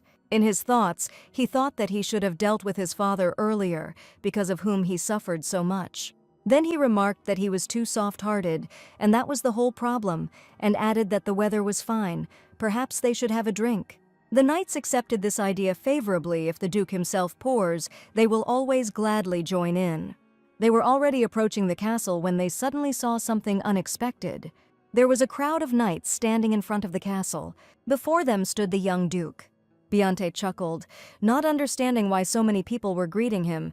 He stopped his horse and greeted the Duke, calling him his nephew. Then he asked why he was here, but the boy's gaze was stern. He loudly declared that Biante Munrepe would lose his castle for attempting to poison the former Duke of El Cai, and that he himself would suffer severe punishment. Biante was surprised, asking what poisoning. Are there really sons who try to kill their fathers? Evander replied that no one could have thought that someone from Munrepe's family could commit the crime, but his maid told everything. Deciding to play the simpleton, Beyonce asked Evander to speak more clearly so that he could at least answer. After which he noticed that the boy had apparently gone crazy after his father's death, and he declared that his patience had its limits. He could not throw around such insults without punishment. But Evander didn't buy into this show. He firmly stated that the former Duke of Elkai was alive, and he stood behind every word he said. This, of course, surprised Beyonce. At that moment, the knights called him.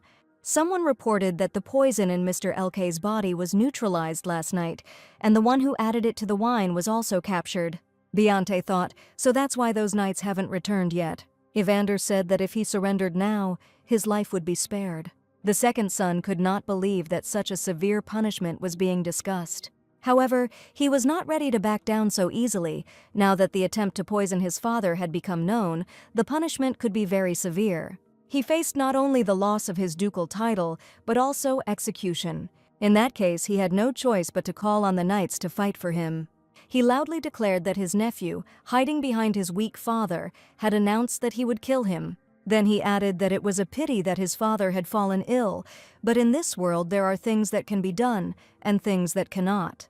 And how can one threaten one's uncle in order to strengthen one's power? Is such a person worthy of becoming the head of the family? After which he raised his sword up and called on the knights to do the same. He invited everyone to join in the glorious birth of the new Duke of Munrepe. Despite his youth, Evander was very wise and courageous. He took out his sword and declared all those who spoke on Beyonce's side to be traitors. After this, he gave the order to kill everyone. The battle continued for some time with varying success. Neither side was ready to surrender. The young duke also fought, despite his youth and short stature.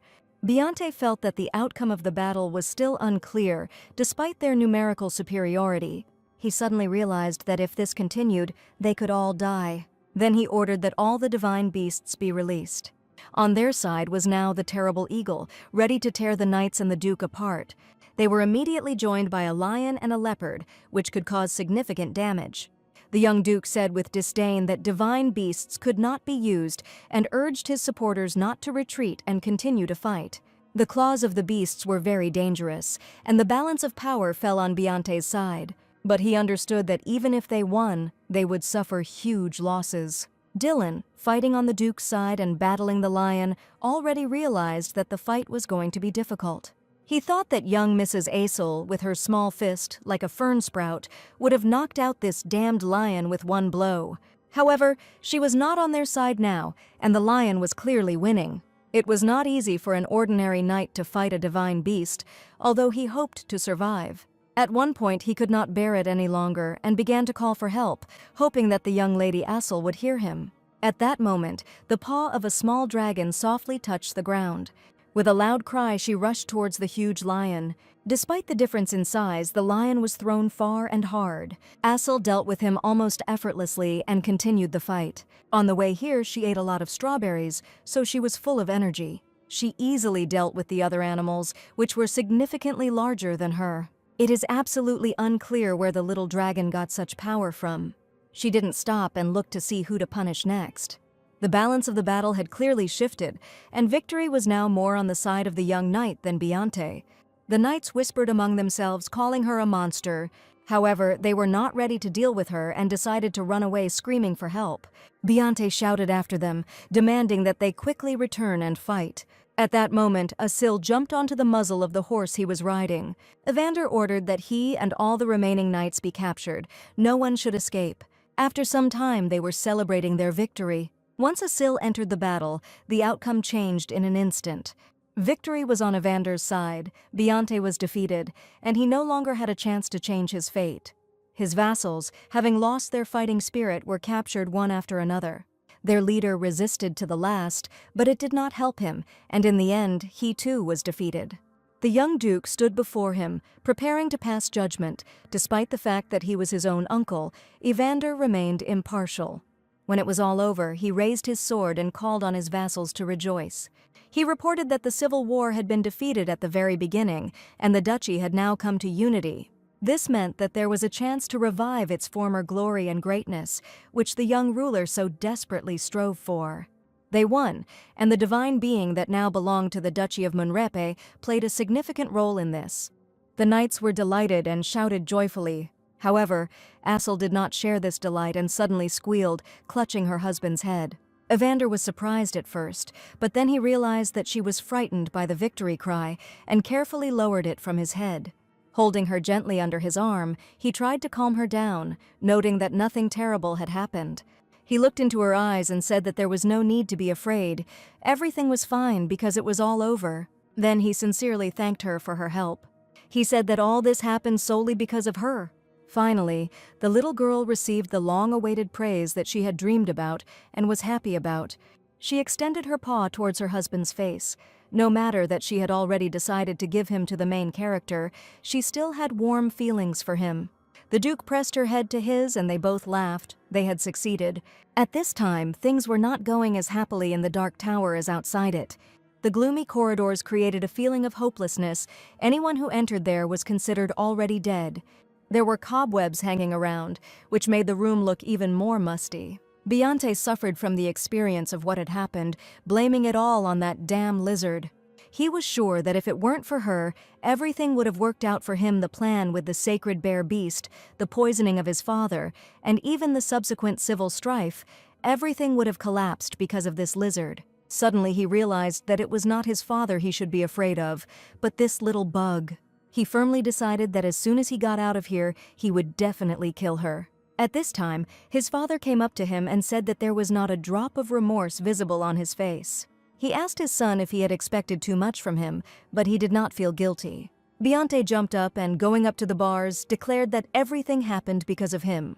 Father did nothing but indulge Evander all the time. The Lord asked what this was expressed in.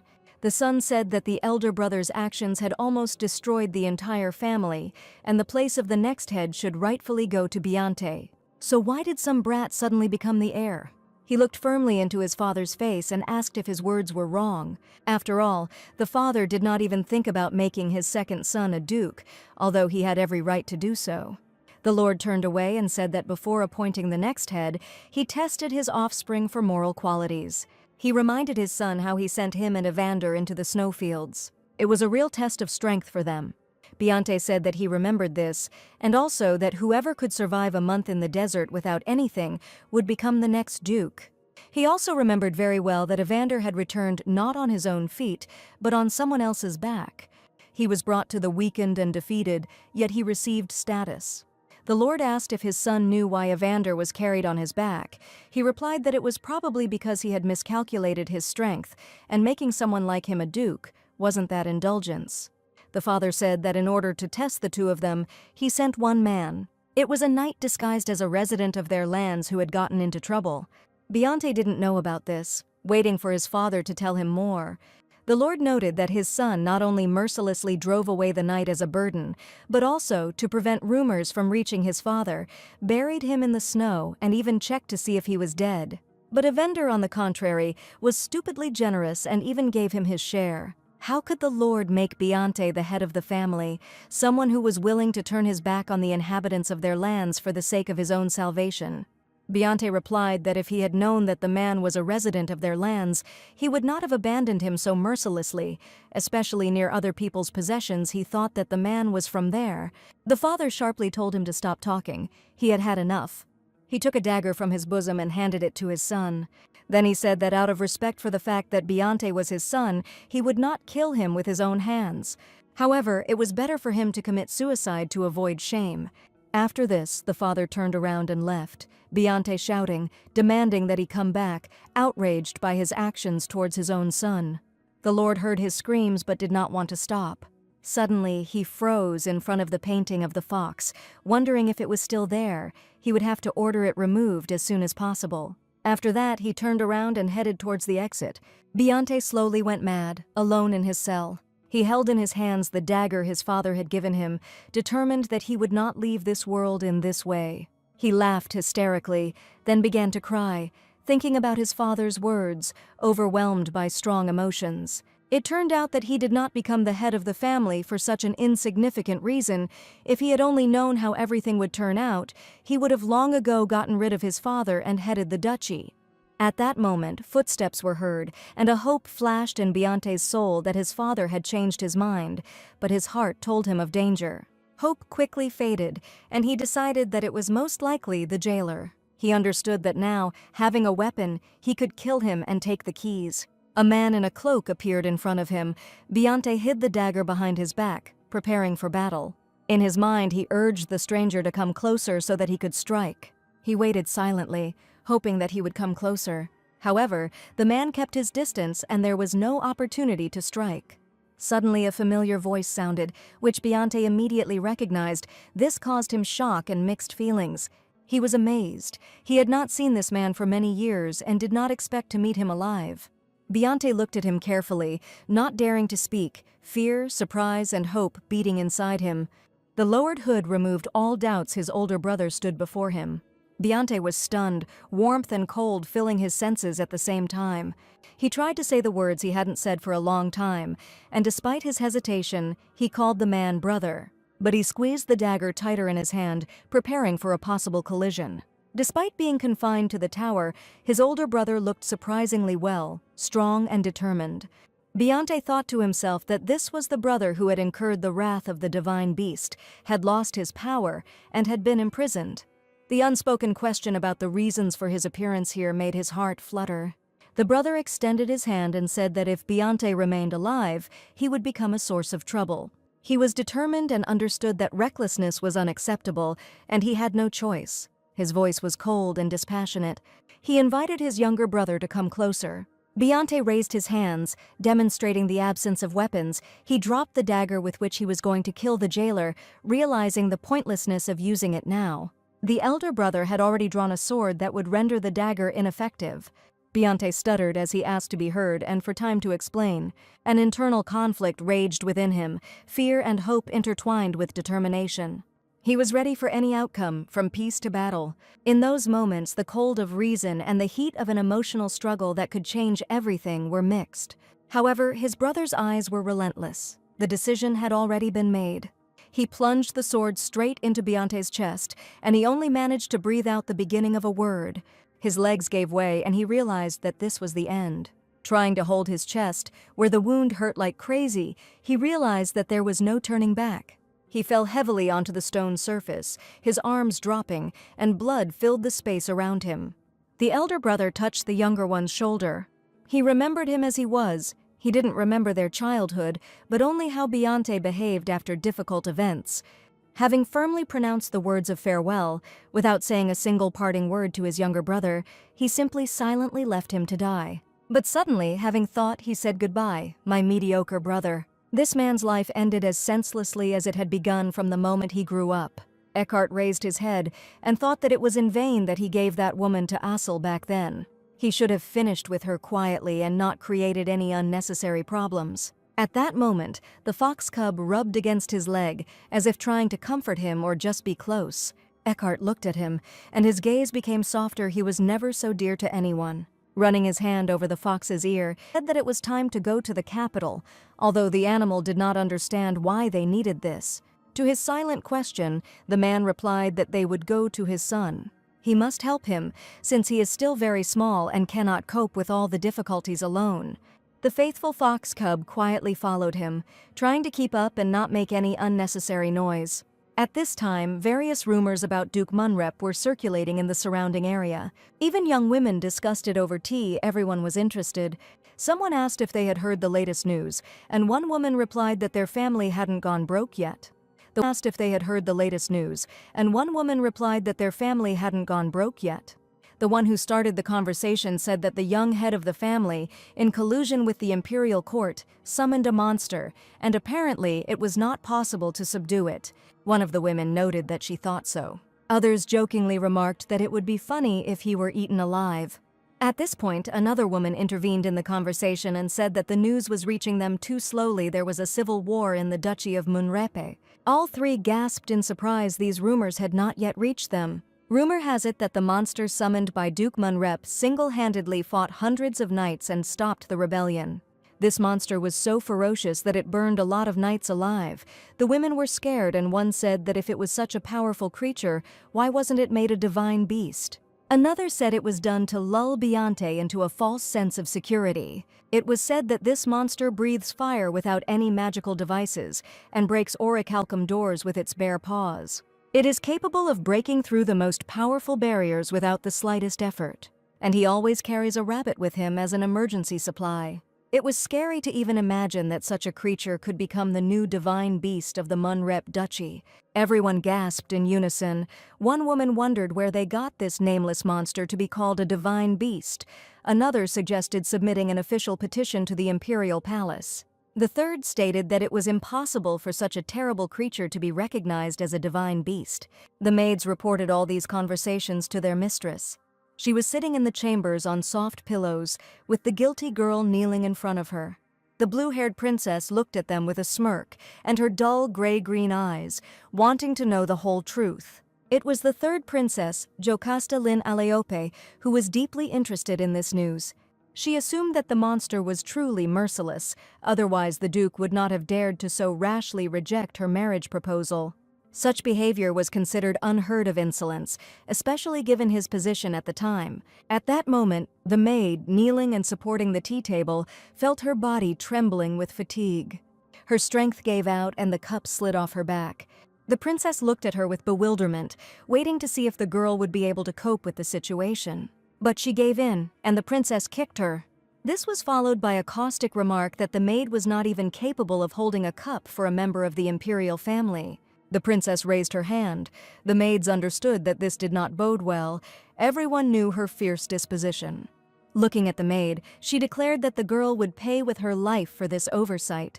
The servants immediately came and seized the poor girl, who begged to be released but to no avail. For not holding the cup, she had to say goodbye to life. The two remaining maids trembled more than ever, fearing that they would now have to play the role of a bedside table. However, the third princess was already thinking about something else. She wanted to see the power of this monster with her own eyes. The girls looked at each other, not knowing what to answer, since they couldn't bring the monster for demonstration either. One of the maids suggested that if they did not answer, they would be executed for disrespecting the princess, and then she had a bright idea. An invitation could be sent to the Duke for Her Highness's upcoming birthday. The idea was well received. The maid exhaled. The sword seemed to hover above her head, but then disappeared. However, the third princess raised her finger again, which did not bode well for the maid. She declared that it was inappropriate for the emperor's daughter to make up a pretext to summon the monster from Munrepe, and then she became even more cruel. Jocasta ordered the execution of the maid for considering the princess weak. The girl screamed, saying that she had committed a mortal sin and asked for forgiveness, but now only one servant remained. She bowed her head and silently shed tears, realizing that she could not even utter a peep, otherwise death was inevitable. The third princess looked at her indifferently and asked what she was so afraid of. The girl didn't know what to answer. She could be killed either for silence or for an incorrect answer. The princess turned away and ordered a letter to be sent to Duke Munrepa with an invitation to her upcoming birthday. It should be emphasized that the Duke may not come, but the divine beast must definitely appear. She really wanted to see him in person and be convinced of his omnipotence. After this decision, Jocasta became cheerful. She loved it when her plans began to come true. One morning, a commotion broke out in the Duke's castle. Even the maids were amazed and could not hide their surprise at the news they heard. The knights stopped fighting only to hear new rumors. At this time, the Duke was holding in his hands a letter sent by the third princess. The grandson drank tea with his grandfather. They had a lot to talk about. Leaving the cup on the table, the grandfather said that, despite his youth, the young Duke should understand the importance of sending a letter in his own name, and not through a representative. It was a special sign. The Lord could not resist suggesting that perhaps his grandson had exchanged love letters with the third princess. Assel was shocked. She could not believe that her husband was in such a relationship with the princess. He told her something about a political marriage, but she didn't think it was that serious. She even imagined them spending time together happily, which made her heart ache. But this did not stop her from eating cookies in large quantities, although it made her think. She thought that her goal, like her mother's, was to marry powerful beasts, and therefore her husband could do the same. However, Evander assured his grandfather that he had never exchanged such letters. Lord Elke asked why the princess had sent the invitation in her own name. The grandson suggested that this was probably due to his refusal to enter into a political marriage with the third princess. Grandfather was shocked that Princess Jocasta was really proposing a political marriage, which complicated the situation. No one needed hostility with the imperial palace, and such alliances played a strategic role. However, the grandfather noted that, judging by the letter he had sent, she had not yet given up. Jocasta was the most beautiful of the princesses, but she was also famous for her cruel disposition, her ferocity inspiring fear and respect at the same time. Everyone understood that she was not to be trifled with, and that her plans would have serious consequences, which is why she was rarely invited to balls. Evander looked at her grandfather and said that she hardly wanted to be with him, after which he added that he already had the one he promised to marry, and amazed his grandfather even more. Asil thought that he was speaking too confidently about this, and the grandfather tried to ask who he was talking about. But the grandson answered with restraint that they had not yet signed a contract. He promised to tell her everything when the situation calmed down, but the grandfather said that he would find her himself, and didn't the Duke find it outrageous that some impudent woman was demanding a marriage contract? The grandfather still couldn't calm down and repeated that all this was extremely outrageous, and that the girl was generally very outrageous. He believed that marriage should be for love and nothing else. However, Evander said that he did not think so, and confidently added that he considered this marriage to be quite good. He looked at Asil but did not say anything out loud. His gaze was so confident and calm that the grandfather decided not to argue. He wondered who made his grandson look like this. Could it really be the priestess he brought last time? However, if it were her, Dud would have noticed. At that moment, the grandson announced that he was going to go to the capital soon. He still had to report the civil war and announce the appearance of a new divine beast, so he would have to attend the princess's banquet. Grandfather understood that he could not escape this, and he was worried whether this little girl, who was a divine beast, would be able to withstand the onslaught of Jocasta. But, to everyone's surprise, Asil suddenly wanted to meet the princess. From the day she defeated Biante, everyone began to bow to her, and she thought that if she began to imitate the princess's cruelty, she would become a truly ferocious dragon. But the Duke really didn't want to allow this, because she was very dear to him. However, he could not resist her, and had to accept the inevitable. Asil herself thought that if she could behave like the best of the human race, everyone would finally recognize her. She was so excited about the upcoming trip that she openly expressed her joy. The Duke and grandfather couldn't understand why this little girl was so charged with emotion. There were so many people scurrying around, they were literally everywhere. They sold a variety of different fruits. Asil was delighted. She looked around with wide-open eyes and admired everything incredibly. At one point, she became especially excited, shouting that the stones were very beautiful. The Duke did not understand what kind of stones she was talking about, but she pointed to a woman adorned with them. Evander thought, well, of course, jewelry, women at any age are women. After which he said that he owed everything to her after winning the Civil War. He thought to himself that they were certainly tight financially, but if she wanted, he could somehow buy her a store in the capital. Evander wanted to do everything in his power for her, so great was his power of gratitude. At that moment, Asil turned around and pointed at some woman and said that she was wearing a gift that her husband had given her. When her grandfather asked what she was talking about, she showed it.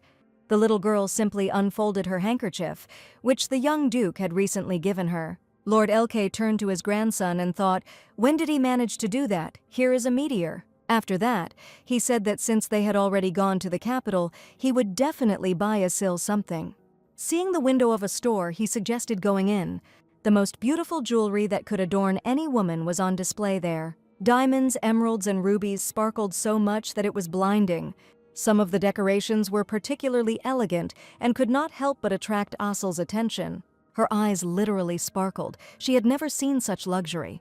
The saleswoman was overjoyed by Asil's delight, who was ready to lick all the display cases.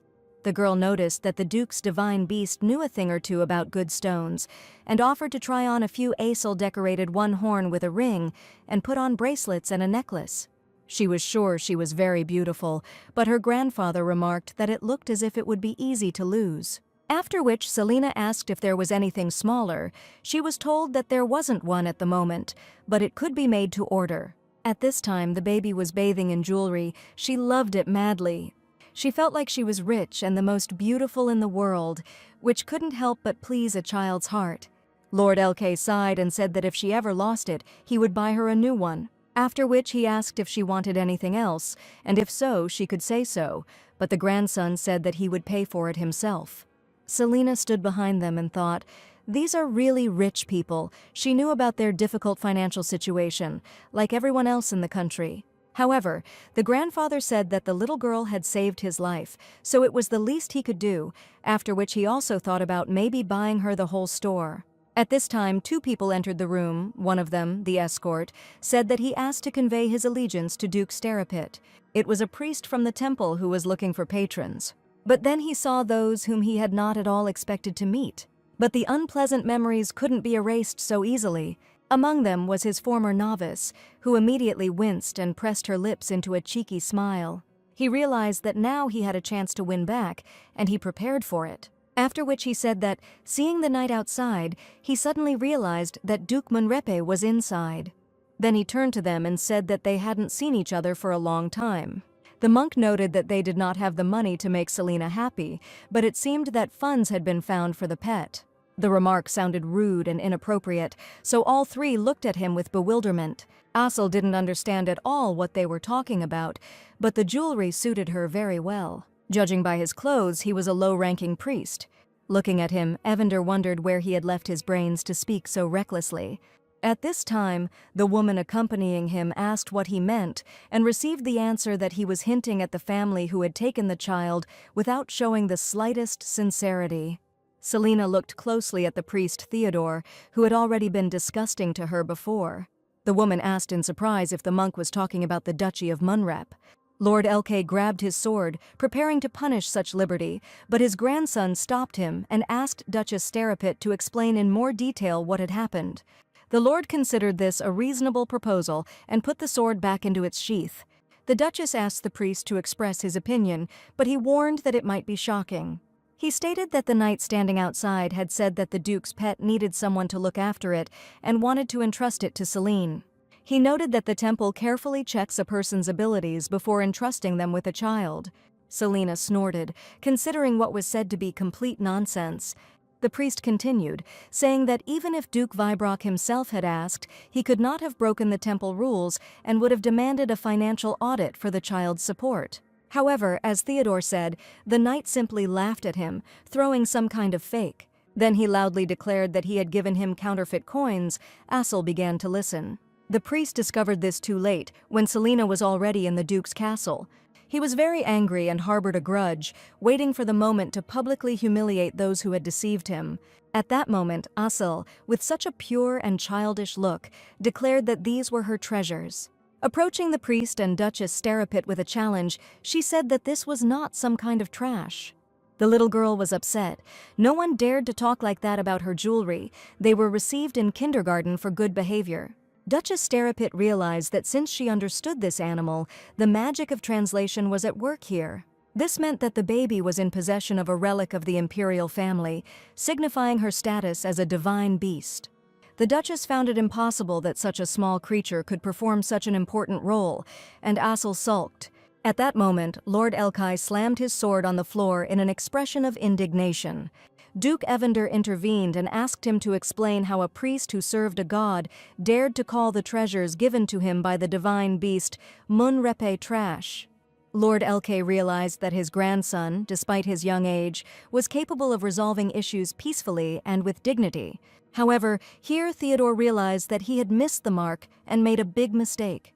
He noticed that Duchess Sterapit, who was accompanying him, turned away, expressing displeasure. The priest began to justify himself and stated that he then thought that it was not a divine beast, but simply the Duke's pet. However, the young Duke firmly stated that the priest was breaking the commandments of the gods with his words. Perhaps the priest despises his divine beast for not inheriting the blood of the previous one. Asel said that if he did not want to use this treasure, he should return it back, to which the priest tried to justify himself. In the end, he admitted that he threw everything away, and this led the little girl to a state of deep grief. She was upset and burst into tears. For her, it was a real treasure that she received in her past life, and it was very valuable. Selina asked how about sending the priest to God's judgment. He realized that he had made more than just a mistake, and, kneeling before those gathered, he said that he would do everything to make amends. He said that he would prepare the same bag as the one they gave him, but with gold, and present it to the Duke. Evander asked what was there. The priest replied that there was a toy gold coin, a broken chess piece, flour, strange fragments. This caused Assel to feel bitterness and resentment. She demanded that this be stopped. Then, feeling helpless, she declared that the new treasures would no longer be her cherished value. At this time, the priest grabbed Duchess Starapit by the hem, hoping for her help. He realized that at this moment he was facing the most serious punishment, perhaps retribution, and decided to turn to the person most inclined to it. Theodore asked for help only this time, groveling and pleading. She pursed her mouth in displeasure, noticing that it was only once. Then she turned to the representatives of the Munrepe family and noted that the priest had already repented enough. Maybe that was enough. And Evander asked if she would have behaved the same way if a divine beast from the Starapit family had been insulted. She asked in surprise if that incident was still tormenting him, since so much time had passed. The young duke stated in a calm tone that there was no statute of limitations for such incidents. At this point, the grandfather asked what they were talking about, and the grandson replied that it didn't matter and that they should continue shopping. Assel was upset. She lost her treasure and could not choose jewelry yet. Her eyes filled with tears, reflected in the precious stones on the display case. On returning home, the Duchess hurried to her husband. She opened the door to his office without warning. And then she said that this concerned the priest they had met today, and demanded that they deal with him. She stated that because of this priest she was put in her place, but no one dares to do such a thing, and Duke Munrep also had his own divine beast. The Duke turned around in bewilderment and asked if Munrepe had really brought up the incident. His wife replied that that was exactly it. It was about the time they used the divine beast to help the Duke destroy the monsters in the desert. Duke Starapit admitted that things had gone a little wrong back then, and half of Munrep's knights had perished in the flames of the feast. But he said that it was all worth it, and that they should be grateful that they were able to save at least the rest. Then Duke Evander said that it was wrong to send the Firebird into the desert, accusing Duke Starapit of imprudence and short-sightedness. Here Duchess Starapit noticed that she looked closely and saw that Duke Munrep's divine beast was some kind of inconspicuous lizard. She noticed that what she had said about defeating the Beyonte divine beasts was probably a lie.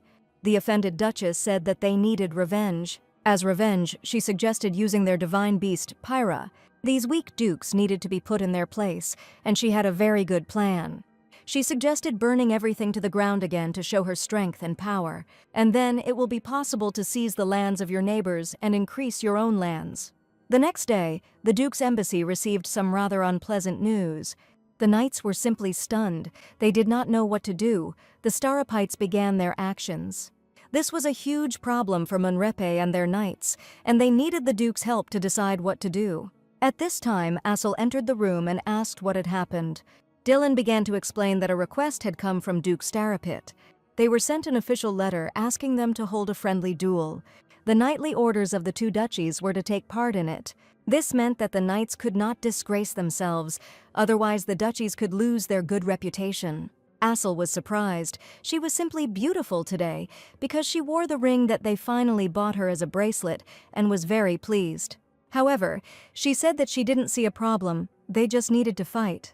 Dylan replied that their skills were significantly inferior to their opponents, and that if they lost, it would bring shame on the name of the Duke and Lady Assel. The little girl said that she was ready to fight for them. She is confident in her strength and wants to demonstrate it. Dylan smiled, saying that they were very grateful, but the divine beast would not be able to participate in a friendly joust. These words upset her very much because she really wanted to help somehow. Then she had an idea and asked everyone to wait. Dylan knew that Assel's ideas could have different consequences and he was very nervous, but she had already set off to settle the matter herself. Her little legs carried her swiftly to the Duke's grandfather's quarters, and she was in a very determined mood, calling him loudly. He asked what had happened, noticing that she hadn't even knocked. At that moment, the little girl noticed that her grandfather was sorting out some of his toys. She couldn't believe that even such big ones also play, and was very surprised. However, she did not focus on this, and said that she needed his help. After that, she asked him to follow her. She brought him to the knights, who immediately became embarrassed, not expecting such a guest on the platform. They asked him what business he was there for, and the lord replied that he had heard everything from the little girl on the way. Assel stated that the fastest way to prove one's strength is a fight to the death, so now they must have a duel. The knights had to fight the divine beast Munrepe, who shouted to attack. They were embarrassed, but they had no other choice. They had to agree. At this time, the maid who was sent to the castle was spying and making notes in her head. When she told her about this, her interlocutor was simply delighted. The third princess laughed loudly when she learned that the little lizard was training the knights of Munrape, and that all sorts of things happen in this life. The maid stood with her head bowed, awaiting further orders. However, the princess decided to ask her in more detail about what was happening. She asked what kind of character the divine beast Munrepe had, and whether he was really as the rumors said. The maid replied that he only hit the knights where it hurt. Princess Jocasta expressed a desire to see this with her own eyes, and noted that Duke Starapit was apparently afraid of Munrepe, which is why he did not engage in duels with the divine beasts. The maid noted that in fact Munrep had previously been on par with other orders. The princess said that it turned out that they had been underestimated, although perhaps all this time Biante had been spoiling public opinion. She stated that the fight promises to be very interesting. After that, she decided that since that was the case, she would go there herself, and ordered that the dukes be contacted so that they would bring their divine beasts to the match. A few days later, 2 days before the friendly duel, the knights thanked Assel for the days spent. They were a little battered, but still brought a gift as a token of their gratitude. The little girl loved the gifts and was absolutely delighted. She was so happy that she broke several training equipment at once. The knights promised to continue training hard and hoped for victory. They realized during these days that they could defeat other orders, despite their lack of preparation, and they were delighted with the new opportunities. Assel soaked in the small bath, enjoying the attention and respect she received. Sipping delicious tea, she was confident that the knights would cope after her training. Looking out the window, she noticed that it was already night, and the full moon brightly illuminated everything around. Assel has been living among people for a long time, and just recently she had a birthday. Remembering this, she realized that she had missed her holiday. She couldn't believe she had done this, because this day was very important to her. She thought for a moment and immediately called her friend, the bunny. The little girl decided to throw a small party in honor of her birthday, wearing a homemade cap instead of a party hat. Her guest was supposed to be a bunny, and the piece of cake she took for a snack became a festive treat. She didn't find a candle, but she still tried to rejoice and shouted "Happy Birthday, Asil." She repeated this again and again, but nothing could lift her spirits. Assel realized that she was upset, and everything was completely different in her imagination. Turning away from the bunny who was trying to support her, she crawled to the side.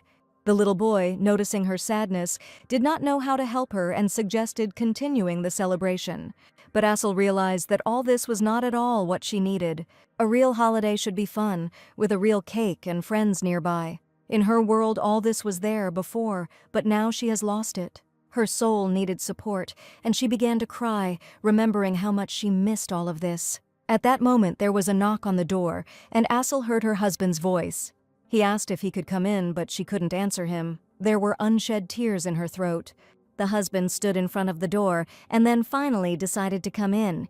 In his hand, he held a beautiful box, very elegant and festive. He gently said that it was a gift for her birthday and asked her to accept it. Assel noticed that he had already entered, but she was still slightly sniffling.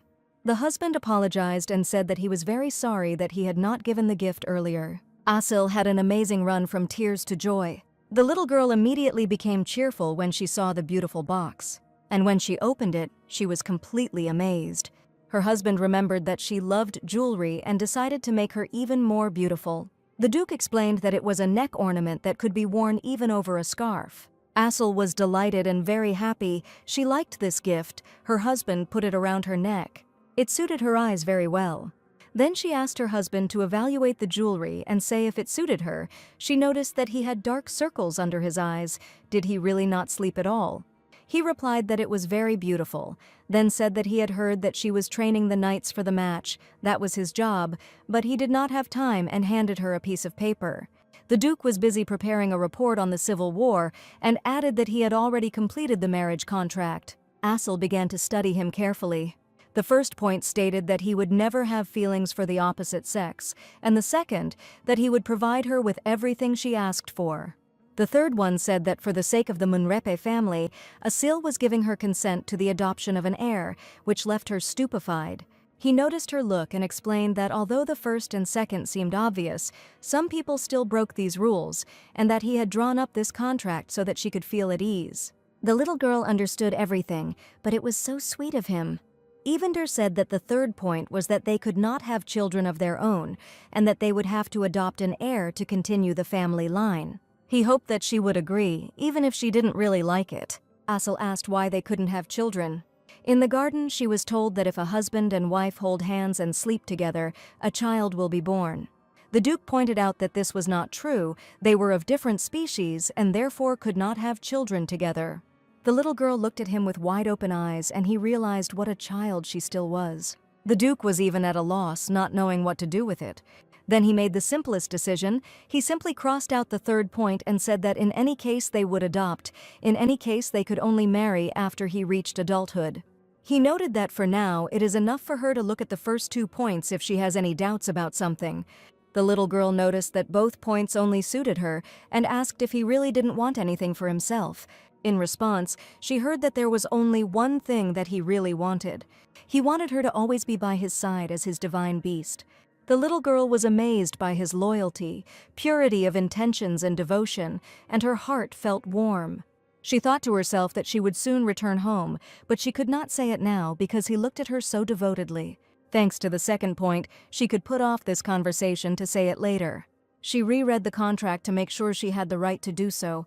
The Duke saw that she had left her paw print and knew that they were now officially married. He noted that because of his age, they could not become spouses right now, but as soon as he became an adult, he would immediately propose to her. Touched by this, she felt warmth and was glad that her husband was no longer worried. She so wanted him to be happy, she so wanted to make him happy.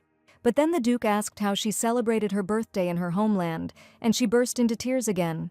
This question plunged Asil into a sad state. She said that she put on a beautiful festive hat, sang songs, lit candles, and treated herself to cake. The Duke noticed that she had already become very sleepy and stroked her, telling her to go to sleep. He tenderly wished her sweet dreams, looking at her in a way no one had ever looked at him before, then laid his head next to her on the bed and softly called her his companion, trying to get used to this new status. Finally, the day of the friendly match arrived. There were a lot of spectators in the stands. Duke Sterapit really went very far. People were loudly discussing whether he really hoped to publicly humiliate Munrepe, since so many people had gathered. Someone confidently declared that he would win anyway. Munrepe simply had no chance. It was said that after the incident in the desert cave, an entire detachment of the knightly order was replaced. Some noted that a bet on Munrepe would bring good odds, and this news reached Selena. She was determined that she would be the one to win this bet, because recently the Lord had been planning something, constantly asking if she was planning an engagement. Selena replied that there was no talk of marriage, although he still asked many questions during her treatment. He asked if she had caught the eye of anyone in her circle. At that moment, Selena decided that, judging by the book, the third princess had begun to pester the Duke with a political marriage. She assumed that this old man was trying to match her with the main character, and she didn't like that prospect at all. Therefore, she abruptly declared that she intended to remain unmarried because she was against marriage. She said that last night she dreamed of a wedding veil and woke up in tears because she decided she would rather drink poison and die than get married. Just in case, Selena added that she had predicted her fate. She was apparently destined to marry a husband whom she would eat. The Lord noticed that everything was clear, but still felt disappointed. He kept trying to find out who his grandson's bride was. Selena felt that once her defenses were weakened, they would try to attract her to the main character, and she thought that it would not hurt to go abroad. The only thing that was stopping her was money. But this match gave her a chance to win them in a completely legal way. She decided that she would not miss this chance and shouted with all her might for everyone to place their bets. She reminded that if you place a bet on Munrep, it will increase tenfold, and if you place a bet on Duke Sterapit, it will increase 2 or 3 times. When asked why the difference was so big, she replied that too many people had bet on Sterapit. However, when she suggested placing a bet on Munrep, They told her that they were not such fools, and there was no point in losing their hard-earned money. This whole situation worked only for her. Her profit could become even greater, and she understood this perfectly well. At that moment, she heard someone bet 3 million gold. She turned around and saw the girl she remembered from the description in the book. The girl said that she was betting 3 million on Manhwa's victory. It was immediately clear that she was from a royal family. Princess Jocasta was the one who decided to appear in person at this match. It was impossible not to recognize her by her blue hair, haughty look, and arrogant demeanor. However, Selena still wondered what this princess was doing here, whether she was really so interested in Manhwa's victory, although most likely she was confident in their victory. Selena remembered that she had put a spoke in the wheel of the main character before. At least it seemed like she had a strategy, since she was betting such a lot of money. Someone behind my back said that it would be better to give the money away to the poor than to throw it to the wind. But the sharp-tongued princess said that this man probably didn't have a penny behind him. Maybe she should give it to him, as the most destitute. The man got angry and said he was betting 3.5 million gold on Starapit. The stakes began to rise sharply thanks to wounded male pride, rising simply to the sky. They bet on 5 million, and on 4, Selena was in shock. She didn't expect such a surge. But she realized that this was her chance to get rich and leave the country to change her destiny. Money literally flew into her hands thanks to the fact that everyone was confident of Starapit's victory. And all this thanks to the princess and her cunning. Selena mentally wished her luck, because the main character was still in alliance with Asel, which meant she was still in danger of death. At this moment, the host announced the start of a friendly match. He stated that the knights were fighting for their homes and must prove themselves worthy of defending them. Duke Starapit was confident of his victory and expected triumph, and Evander sat quietly, realizing that everything depended on the courage and strength of his warriors. It was a friendly match with best-of-3 wins. When the knights entered the field, they knew that a hot and intense battle awaited them. Dylan was the first to step out, his fists clenched, not allowing himself to relax, his gaze full of determination. Opposite him stood a knight named Damon, who immediately tried to ask questions, trying to provoke his opponent into emotion. He asked if he was still afraid of reptiles and called Manhwa losers. Dylan calmly said that he would not give in to provocation and simply told him to pick up the sword. After this, he stated that he would show how much he had changed in Manhwa and that he was now stronger than ever. The match went incredibly fast. No one expected anything like that. The presenter declared that it was simply incredible, and the audience was completely delighted by the tension of the situation. Knight Manhwa won the match against his opponent. Everyone in the stands started to get nervous, because everyone believed that the Starapites would score a goal. The scoreboard showed the result of the match. The opponents failed to score a single point. At this moment, Asel sat and was pleased that her honor remained intact. Duke Starapit was sure that Manhwa had bought the judges, otherwise they simply could not lose. After all, they even had a knight who possessed magic. However, Duke Manhwa sat absolutely calmly. He did not show a shadow of emotion. Little Asel was very happy about this. She noticed how his face brightened. She was pleased to see that her husband looked happy. It was important to her so that she could leave him calmly. But Duke Starapit was not going to give up so easily. While drinking wine, he was terribly angry, but did not know how to take revenge. At this point, the crowd became excited. Everyone demanded that the fight continue. Although the presenter announced that the matches were already over, the spectators continued to insist. The presenter tried his best to calm the crowd, and in order to calm them down, he announced the end of the friendly match. But at that moment, Princess Jocasta intervened and demanded that they wait. She came out into public, although she had previously been hiding under a hood. Many were shocked by her appearance. People did not expect that members of the imperial family could be here. The presenter was completely at a loss when she appeared before him. His voice faltered and trembled. Everyone knew about her tough temper. Her beauty was truly undeniable, and it was not for nothing that she was considered to have inherited the best traits of her family. Everyone immediately bowed down, and she stated that when so many people wanted to continue, who was the host to decide when to stop?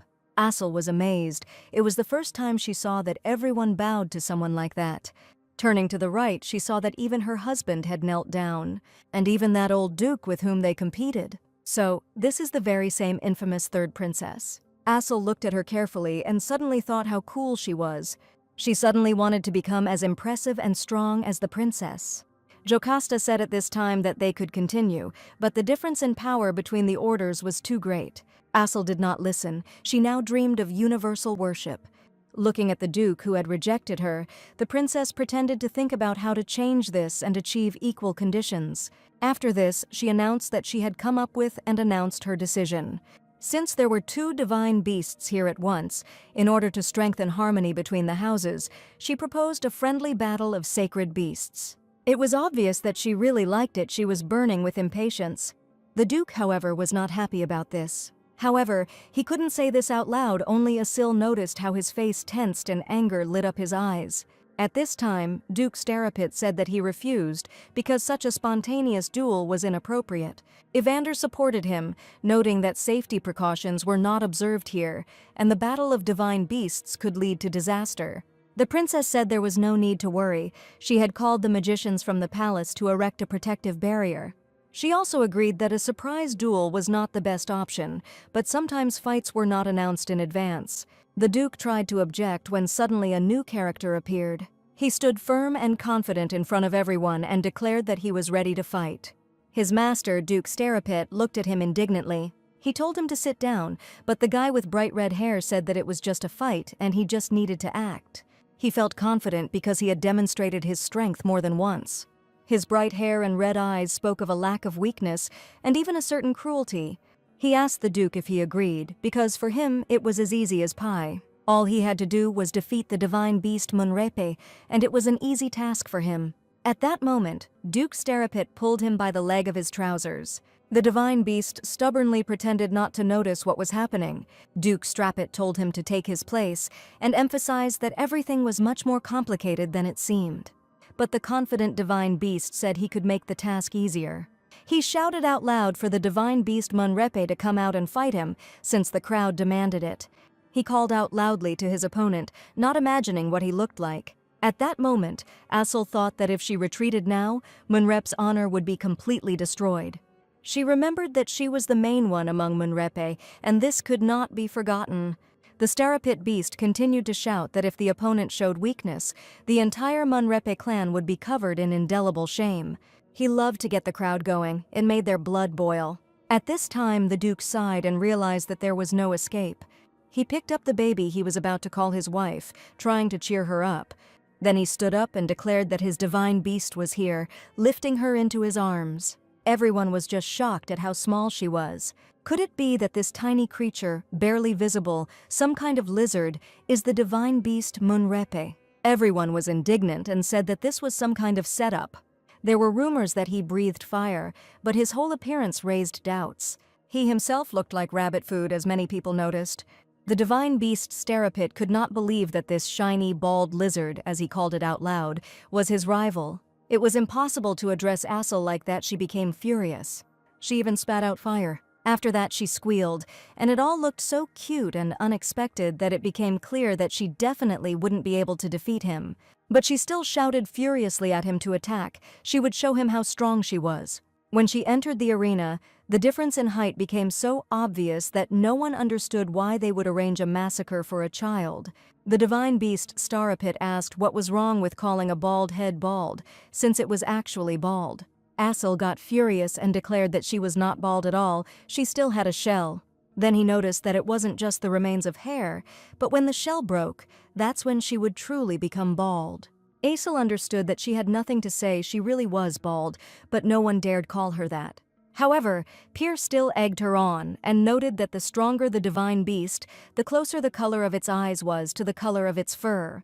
He laughed and said that Assel had a huge difference. The little girl screamed at him to shut his mouth, and he asked if this was really the monster they were rumoring about. Even those sitting in the stands thought that the fight was unequal. Everyone agreed that all the stories about her victories were simply lies, and Duke Starapit noted with satisfaction that public opinion was changing in his favor. At this point, Selena was biting her nails and didn't know what to do because the fight had already begun, and little Assel just looked and was offended because she was just a child. Selena tried to get Mrs. Assel's attention.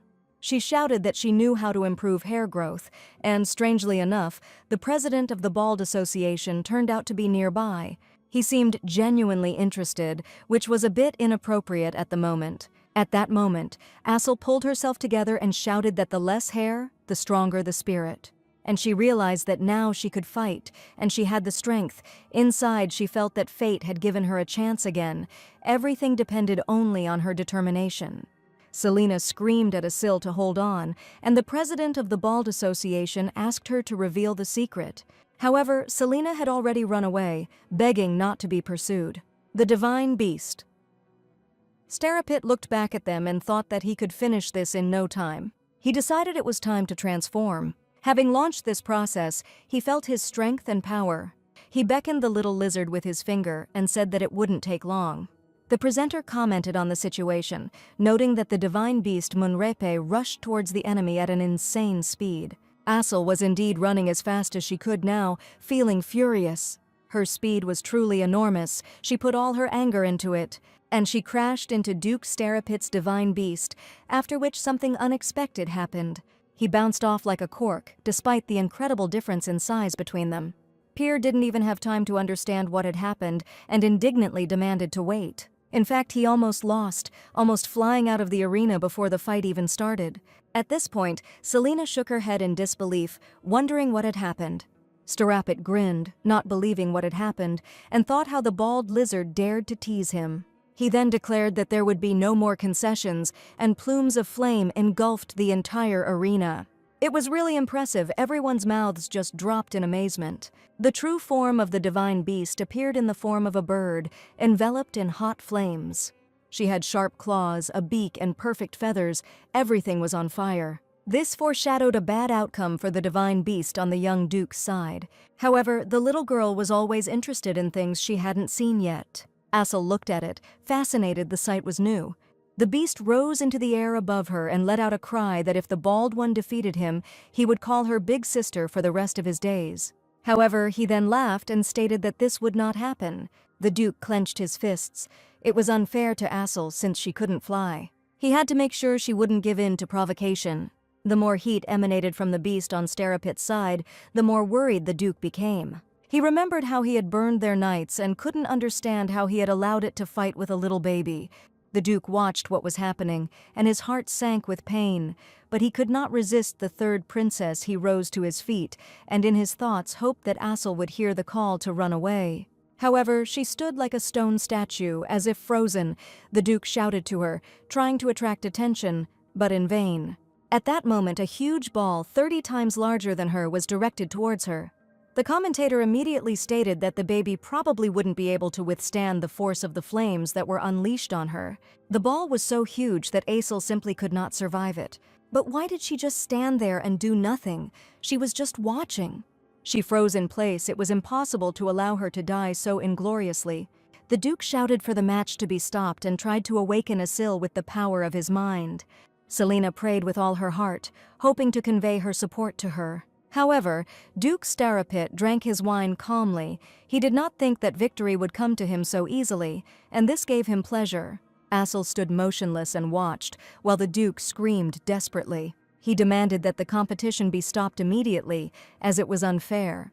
Suddenly, Assel flapped her little dragon wings. She took off from the ground, her speed increasing with each second. Circles began to spin around her, and she began to fly, as if turning into a bird. In the heights, she drew circles, rising higher and higher. Her speed increased with every split second, and she became elusive. At that moment, the presenter noticed this and reported that something had flown upward. And then everyone saw that it was the divine beast Munrepe. She came out of her stupor and prepared for battle. The baby was able to avoid the effects of the fire. Although he was catching up with her with great force, she was faster.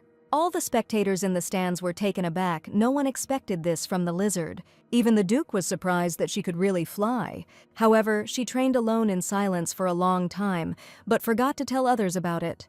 The duke and Selena breathed a sigh of relief, but immediately became angry that she hadn't shared this earlier. Divine beast Starapit thought this was getting interesting. However, for him it was just a pathetic trick that could not defeat him.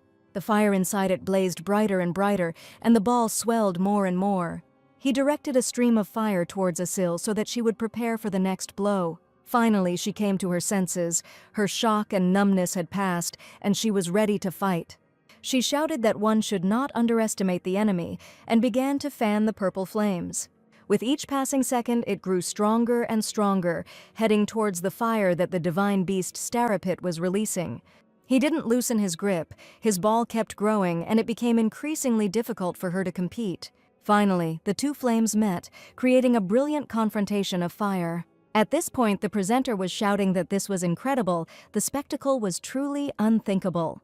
The divine beast Munrepe, bravely facing the attack, responded with a small fiery breath as the host said. But that wasn't all. The small flame that Assel created turned out to be as sharp as a drill. It cut through the enemy's heart in the midst of a firestorm. The yellow-scarlet flames began to part, Assel putting all her power into breaking through to the divine beast. Inside, Pyr was outraged. He had expected victory to be much easier and faster. It would be strange if this insignificant lizard could defeat him, because he had many battles behind him. He was puzzled as to how the lizard had managed to figure out the weak point of his technique. All the flames she sent burned inside, destroying his fire. He wondered how she dared to resist him, since his strength was unmatched. But the little dragon was much stronger than almost any creature in this world. Her flame was able to defeat the enemy's fire because it was of a different kind. At that moment, his opponent's fireball suddenly flew off, as if it had disappeared, and he was left hanging in the air, discouraged and broken. He had already taken human form again. Assel fluttered with pleasure. Feeling the power of her wings, she felt like a winner. At that moment, the divine beast Starapit's strength left him. He put everything into his fireball, and that was his mistake. He simply fell to the ground, unable to stay in the air. The commentator had seen many fights, but this time he was at a loss and couldn't figure out how to describe what was happening. Selena looked shocked, realizing that it was too early to rejoice. The Duke looked at his little girl, who was to become his wife, feeling relief and joy. At this point, the commentator finally found the words and said that it was incredible. He announced that, contrary to all common sense, the winner was Asil, the divine beast of the Duchy of Munrep. The little one flapped her wings victoriously. She was very pleased. She did a somersault in the air, feeling her wings become stronger and obey her better. And so the host announced that the friendly match was over, and the Duchy of Munrepe had won. The entire arena erupted in applause and cheers, as it was a truly magical and amazing event. But it wasn't just the duchy that had won. One of its inhabitants had now become rich. Selena was swimming in money, not believing that she had her own funds that she could dispose of at her own discretion. At this point, the third princess noticed that all the interesting stuff was over and considered this a sufficient reason to leave. She gave the order to make sure everything necessary for the battle was completed and withdrew into the unknown. At this time, Duke Everter turned to Starapit. Looking him firmly in the eyes with clenched fists, he demanded an apology. He demanded that he apologize for his reckless use of the divine beast, which had caused the death of his knights and the insult to their house. The young duke, despite his youth, appeared very firm in his demands, which could not help but inspire respect and discourage the enemy. However, Duke Starapit remained stubbornly silent, not wanting to admit defeat. He thought there was no point in apologizing, but there were too many witnesses around. He finally said the right words, admitting that he had underestimated the power of their house. But inside he thought that this was complete nonsense and he would definitely punish this upstart. He decided to quickly sell the diamond mine, his reward for conquering the desert cave, to restore his honor. If he does this before Munrepi claims it, he will definitely win. At that moment, Starapit heard a familiar voice, in which contempt was noticeable, saying that he was not changing, his conscience had never awakened. The hooded man stated that he had been the same as a child, and the Duke did not expect to meet this particular man. It was Evander's father, Eckhart, golden-haired and stately, but he should have been in the tower. The guest asked his old classmate if he was wrong. The Duke demanded that he come to his castle. However, then he noticed who was at his feet. It was the fox cub, the very one. He shouldn't have been here. Everyone knew that the previous Duke had lost his divine beast. But Eckhart decided to attract the attention of Duke Starapit. He told him not to get distracted. They had unresolved issues. The Duke's initial stupor quickly passed, and he asked how he had managed to get into this castle. He replied that he thought Starapit wasn't so hopeless, since the first thing he did after the fight was head for the safe. However, as he studied what the Duke was doing, he realized that during all this time, he had not become any more noble. He rushed towards the papers, hoping to fleece Evander blind. Starapit remained as insignificant as he had been before. At that moment, loud screams could be heard in the street, coming from behind the castle walls. They shouted that the grain warehouse was burning and that everything was engulfed in flames. Starapit looked at Eckhart and asked if this was his doing. He replied that there was no need to worry. He had checked that there were no people nearby and no one would get hurt. Duke Starapit was furious. This madman Eckhart, whom he had known since the academy, could he really do such a thing? He asked if he shouldn't have been locked up, how did he even get there, and she answered that it was as easy as pie. Eckhart took from the Duke's hands the document with which the royal family had awarded him for pacifying the monsters. He said that there was irrefutable evidence that Duke Starapit was using the divine beast for his own purposes. However, he immediately shouted and said that he should not dare interfere in these matters. After all, even if he has nothing to lose, his son does. Eckhart replied that even if he killed him now, the Manhwa family would not lose anything. As he knows, Eckhart has already lost his title and become a commoner. Duke Starapit looked and could not understand what was wrong with his eyes. With trembling lips, he asked to lower the sword and handed him the papers. At this point, Eckhart said that a little compensation wouldn't hurt because he had been paid for the knight's deaths, but no one had thought about the moral damage. Starapit told him to stop. If he had nothing to lose, his son had, and if he continued in this manner, the moment the ownership passed to Evander, he would make every effort to bring this lizard before the holy tribunal. And Eckhart knew what this meant. Starapit reminded him that the court never shows leniency to those who abuse the power of the sacred beast. Neither property, nor honor, nor dignity, nothing will save him. Does he really want such a fate for his son? After all, he himself appeared before the court, so he should know. Eckhart raised his finger and said that he knew he would say that. He waved to the little fox and he appeared with a paper. She was familiar to Duke Starapit, but he still had doubts. He asked what it was and wondered to himself where he got this document from. It stated that in the event of a civil war, Starapit would provide his divine beast once. Eckhart said he found this in Bianti's house. He has irrefutable evidence that will make Starapit look like a loser. And he asked which of them then had abused the sacred beast. Starapit clenched his fist and said that he agreed.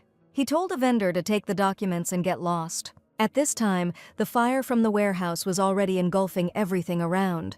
And at the Duke of Munrep's estate, lively conversations were taking place.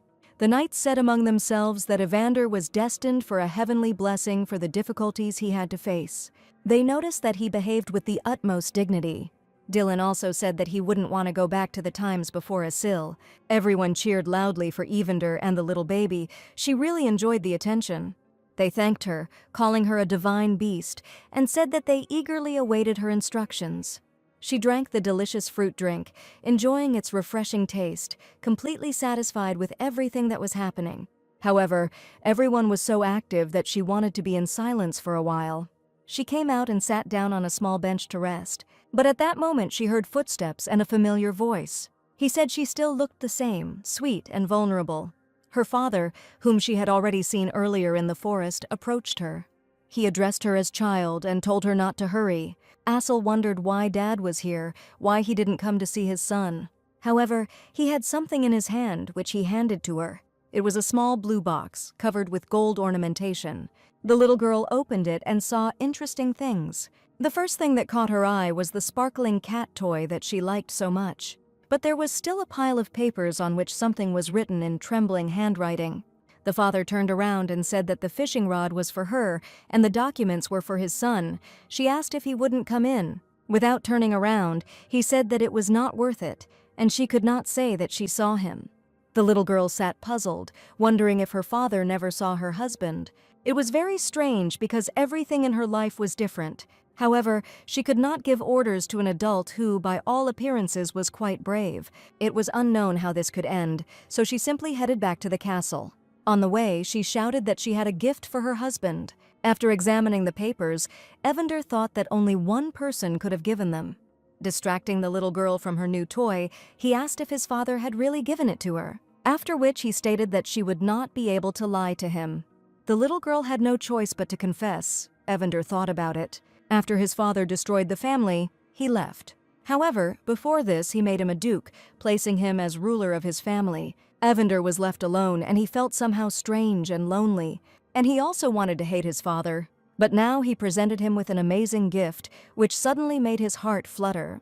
There must still be some affection left in him for him, because when he was informed that he had escaped from the abandoned tower, Evander did not give the order for his capture. He decided not to tell anyone about this so that his father could live in peace. Now Evander has turned to his future wife. He asked if she thought he was a bad person. Assel looked at him in surprise, and he said that he just wanted to hate his father. Because of him, a lot of bad things happened in his life. Although he never treated Evander himself badly, Assel realized that her husband was in disarray. She immediately jumped off the couch and ran towards him. The little girl realized that he needed urgent support. Isn't that why she was here? Looking into his eyes, she smiled and said, "After all, he knows everything himself. There is no way her husband can be a villain." Evander looked at her. It seemed that the arguments weren't enough. Then she said that he did a lot of good things for her. "First, I found her handkerchief and gave it to her. Then I wished her a happy birthday and gave her that beautiful thing. And he even showed concern for her when he shouted for her to run."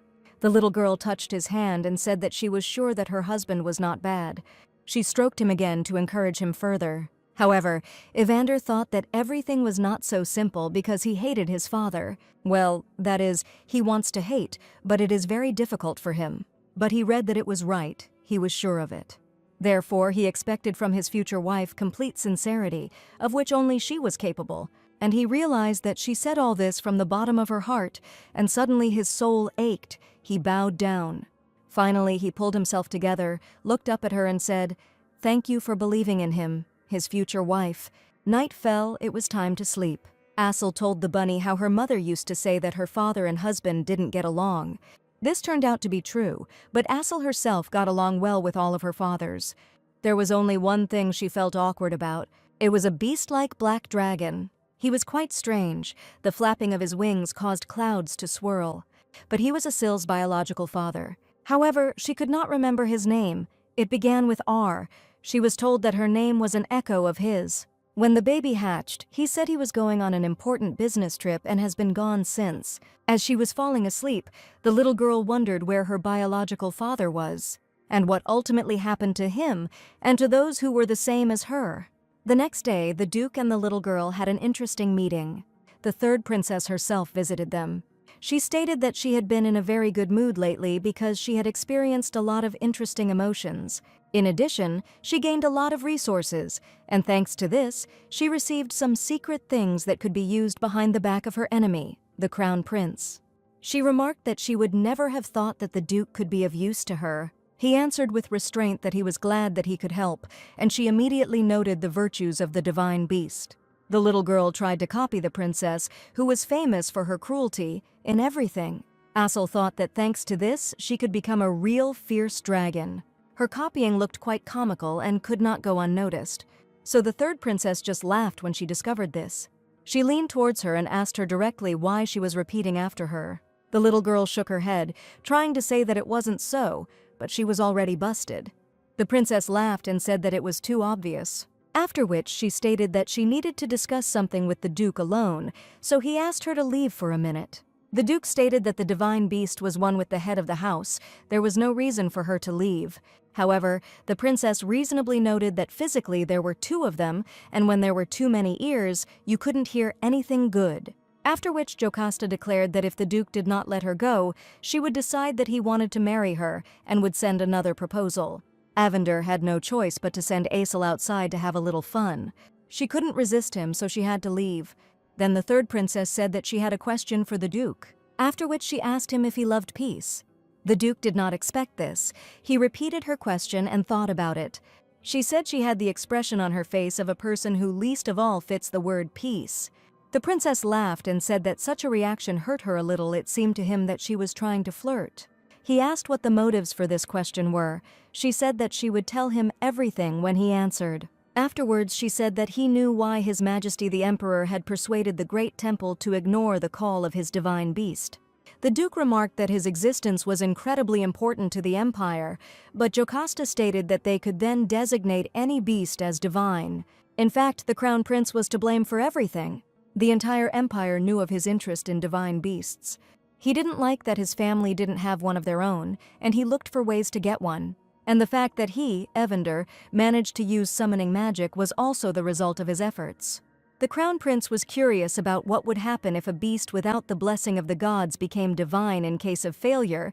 He planned to blame Evander and strip him of his title. He didn't understand why she was telling him all this. She said that if he disappeared, his place would be taken by the Crown Prince's protégé. But that wasn't in her plans, so now she's going to share a big secret with him. It's a secret. Even in the imperial palace, not everyone knows about it. She looked at the Duke and said that the war would start soon. Her face became serious. He realized that she was not joking. But he was stunned by such a revelation, and the news was not the best. At this time, the little girl was wandering around the corridors of the castle. She was angry with her husband, calling him a rude man in her mind because she didn't want to leave, but he kicked her out. Then she decided that from that day on, she would eat with her feet up on the table, eat all the strawberries alone, and smash doors and walls. At that moment, a man entered the hall, escorting a man. The little girl sensed something strange, and her heart even started beating faster. This aura, she felt that he was pretending. Asel immediately realized that such an aura could not belong to a human. It was an adult beastman. She no longer hoped to meet anyone from her world. But she couldn't be mistaken. It was definitely him. Her heart fluttered in anticipation of the meeting, but he left too quickly. If the imperial palace ruled the empire, then the majestic temple was the place where the divine beasts were controlled. This tradition was maintained for centuries under the guise of communion with the gods. The high priests were located here. There were 4 of them in total. They were the guardians of the heavenly beings who protected the empire. However, now the 2 of them were discussing the unexpected events that had happened recently. One of the high priests clearly showed displeasure. He slammed his fist on the table and said how he could keep his cool in such a situation. An impostor, a despicable upstart, dared to defeat a true divine beast. And even if it was a friendly fight, something like this should not have happened. It shook the heavens themselves. This was the high priest who was previously responsible for and patronized the sacred beast Sterapit. His interlocutor was a priest who had previously been responsible for the sacred beast Munrepe, and who was currently deprived of his heavenly burden. They discussed past events. It was simply unimaginable. Now Munrepe had a divine beast, but no one recognized his divinity, and the second priest found himself in a rather precarious position. The first one said that this was an indelible disgrace to the temple's reputation. The saint had not been in the temple for over a century, and Selena did not want to admit that it was her, so the priest decided to make an offer. He wanted to approach Lord Arcean with a request to conduct an investigation into heresy. This man was appointed to carry out checks to ensure that the divine beasts were not used for harm. The second priest was not at all delighted with this proposal. He knew that the cold-blooded Count Arzian Erzabet was once a holy knight of the temple. He denounced noble houses in order to bring them to trial by the Inquisition.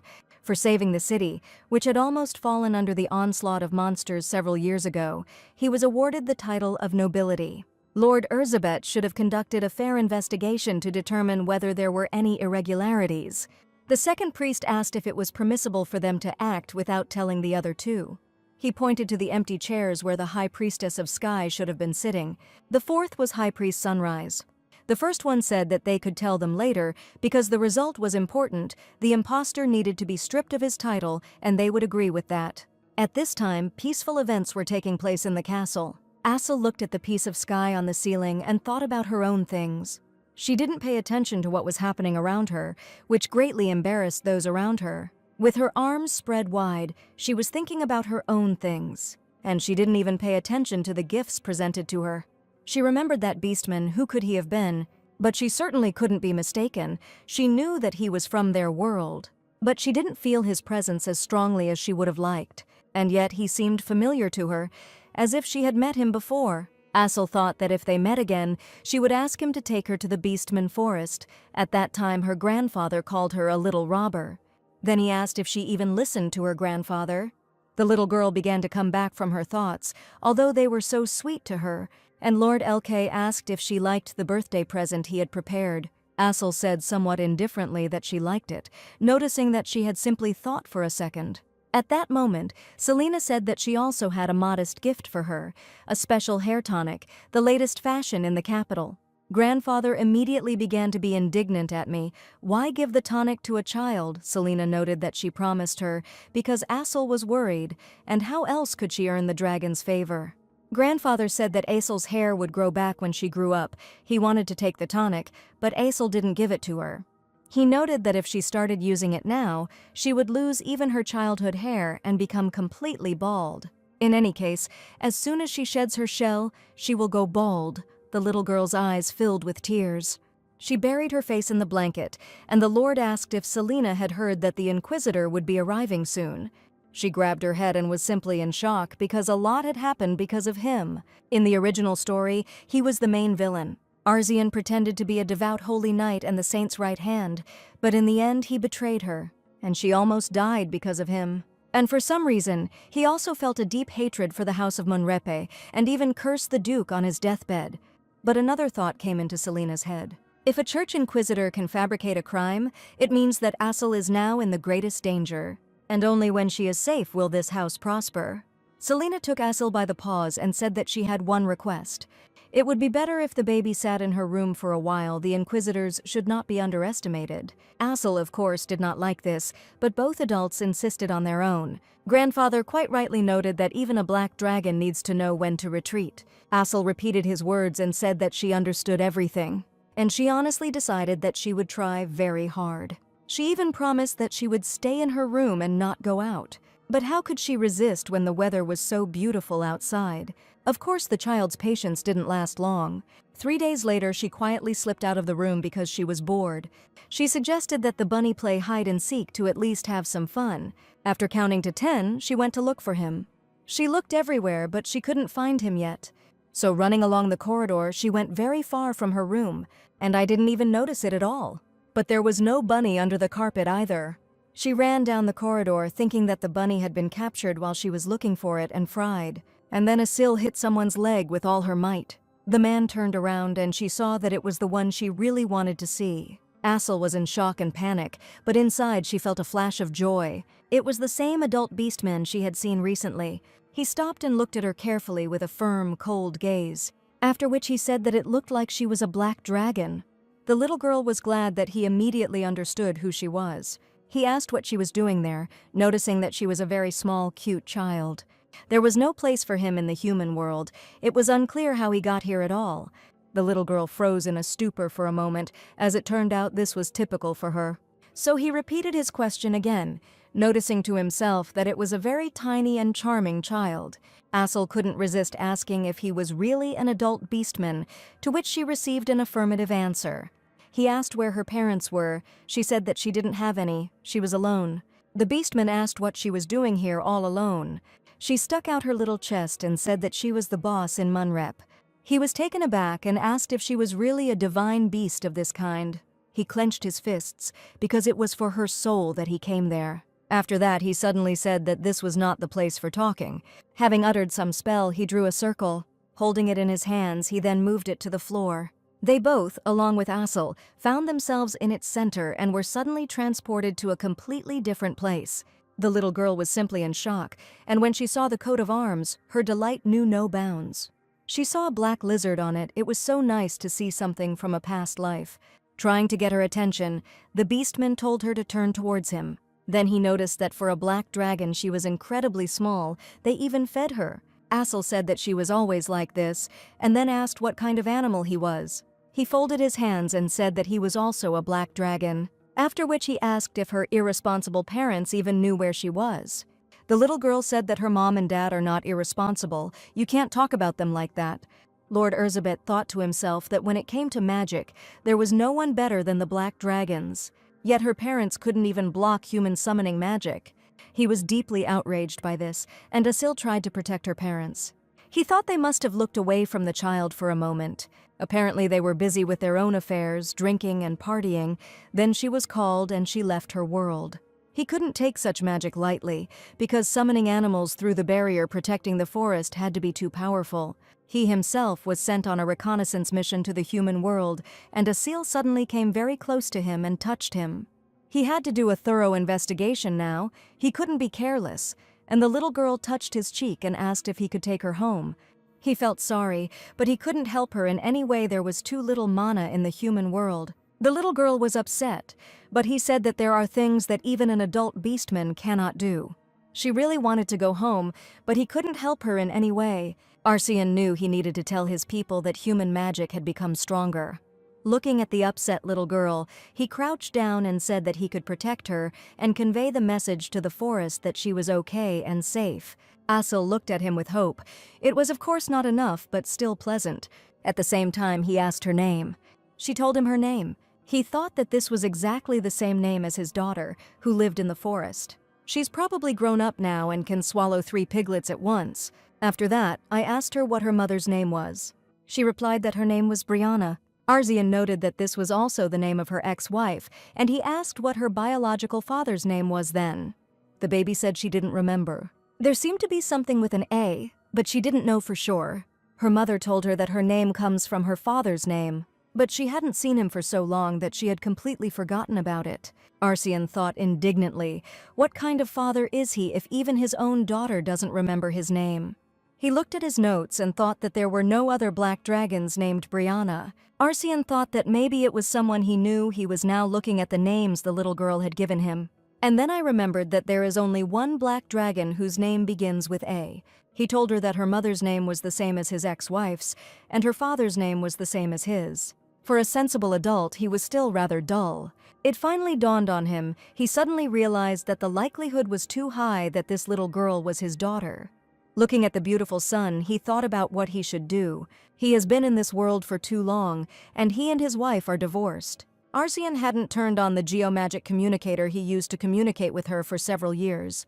Sitting on the tower, he wondered if they would answer him at the other end. There were a lot of doubts, but he was worth trying. Asil was already in the castle and was happily devouring sweets, and her father wondered what had happened then, why he and his wife had separated. It was a small quarrel that started over a trifle and escalated into something serious. They started talking about divorce before he fully realized it, but he couldn't return to the Beastman Forest for another 10 years, so they simply divorced. Trying to get an answer, he placed a call on the communicator, wondering if it was the right decision to break up. The magic ball was filling with more and more power. The connection was about to occur. The energy looked like a liquid blot, but it could seep through all protective barriers. And finally, Arsian heard that the connection was established. He decided that he needed to put on a stone face and not show that he still had feelings. He called out to Brianna, stating his name, but she heard a completely different voice, and what he saw was not his wife at all. It was his son, whom he had not seen for so long. Arsian was taken aback, but still asked why he had contacted him. The second communicator remained with his wife. The son replied that his mother told him to throw this thing away. Arsian didn't expect such an answer at all. The son replied that he left it to play. Arsian said that he understood then, after which he asked to call his mother, to which he received the answer that she would not answer now. The father asked what she was doing. The son replied that she had gone to speak with the elders, after which he added that she was talking to them about Asil. She disappeared. The upset son said that adults knew where she was, but they wouldn't tell him. Arsian slapped himself on the forehead and thought, so he was that idiot father who didn't care about his daughter. The boy didn't understand what was being said, but his father said it didn't matter, then added that he shouldn't worry. Asil was here. The son asked where this was. At that moment, the creaking of the door was heard. His mother came in and asked who he was talking to. The son said that his father was calling. Arsian called her name, expecting her to answer him. After which he said that Asil was in the human world. Brianna would not be able to pass through the protective barrier around the forest, since most likely she met with the elders for this. The son asked him again, but at that moment his mother noticed his image. She called him by name, which meant she hadn't forgotten, but she didn't say anything else. Arsian waited to see what would happen next, because he had not heard his ex-wife's voice for so long. He trembled inside, preparing the words he wanted to tell her. However, Brianna walked over and waved her hand over the magic ball. With this, she cut off the connection with the human world. They could no longer speak. Arsian tried to digest the information, everything that had just happened. His daughter was in this world. She is a little dragon who is the head of Munrepe. It was simply mind-boggling. He couldn't believe it. He needed time to digest it all. Meanwhile, unexpected events were taking place in the Imperial Palace. Cries for help were heard from everywhere. Everyone around was demanding water, and the servant who entered the hall with a tray of drinks was simply stunned. Everything was just ablaze. He didn't know what to do. Everyone was rushing to the exit. The servant, who was already delayed with his errand, could not understand what was happening. He asked this question out loud, but no one answered him. Everyone ran, trying to escape the bright flames, and the next day everyone learned about its consequences from the newspapers. Duke Evander reached for the fresh press in the morning. He read that the imperial banquet hall had been reduced to ashes. Yesterday, the crown prince held a reception there to console Duke Sterapit, who lost a friendly duel. He was flattered and poured out his soul to the crown prince, lamenting the fact that his divine beast had lost. However, Peer himself drank himself into oblivion. He still couldn't get over his defeat to the bald lizard, and in the end he could no longer control himself. His anger burst out. And along with the anger came clubs of fire, which caused the banquet hall to catch fire. The Duke was unable to stop him in time while talking to the Emperor, and as a result, the inevitable happened.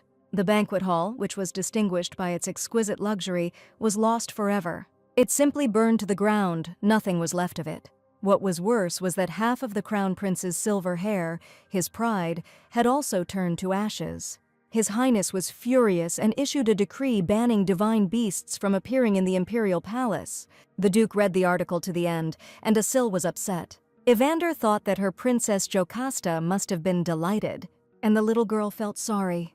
She sighed sadly. Evander asked what was troubling her, and she said that she too wanted to attend that glittering banquet. She still wanted to learn a lot from the formidable human princess, but now she would not meet her. She said that there was something good, and the Duke immediately asked what she was talking about. The little girl asked if he remembered the man with black hair, narrow eyes, and a stern look. She was very good at impersonating people, so Evander quickly figured it out. He asked if they were talking about Lord Arcian. Asil said yes. She stated that she wanted to see him again. Evander was shocked, but on the other hand, since the test was over, he most likely wouldn't come back. However, Asil said that she really wanted to see him. She thought to herself, even if Mr. didn't help her get home, she could still get some news. She wanted to hear what it was like there, in the Beastman Forest. After all, she missed everything that was dear to her so much. Her heart was fluttering. And here she can find out how her friends are doing. And then she will be able to become a little happier, warmed by their warmth. After all, she spent her last evenings looking longingly out the window. Seeing her expression, Evander became worried and asked if anyone was bullying her. He understood that the question was of course stupid, but just in case. She answered negatively, chuckling, and stated that Asil was a terrible black dragon. Evander said he would write to the Lord and see if it would be possible to meet. I thought to myself that it was difficult to guarantee anything here, but Asil was very happy, and very quickly he received an answer that he did not expect at all. And now they were already in a carriage heading to Lord Arcian. Duke Evander thought to himself that this was simply incredible. He sent the letter without any hope, but he actually invited Asil, and the Duke himself went to protect her. He watched her tumble around in her seat, happy and content, and he couldn't understand what she was thinking. At this time, Asil had hoped that the adult beastmen would tell her all the secrets that happened in her world, and they will even become friends. He will play with her, and finally there will be someone nearby who is of the same kind as she is. Half an hour later they finally arrived at the palace. Asil was already exhausted with impatience. However, when they entered, they were completely stunned. The little girl could not hold back a loud cry. In a stuttering voice, she asked her husband what it was, but he himself was not ready to answer.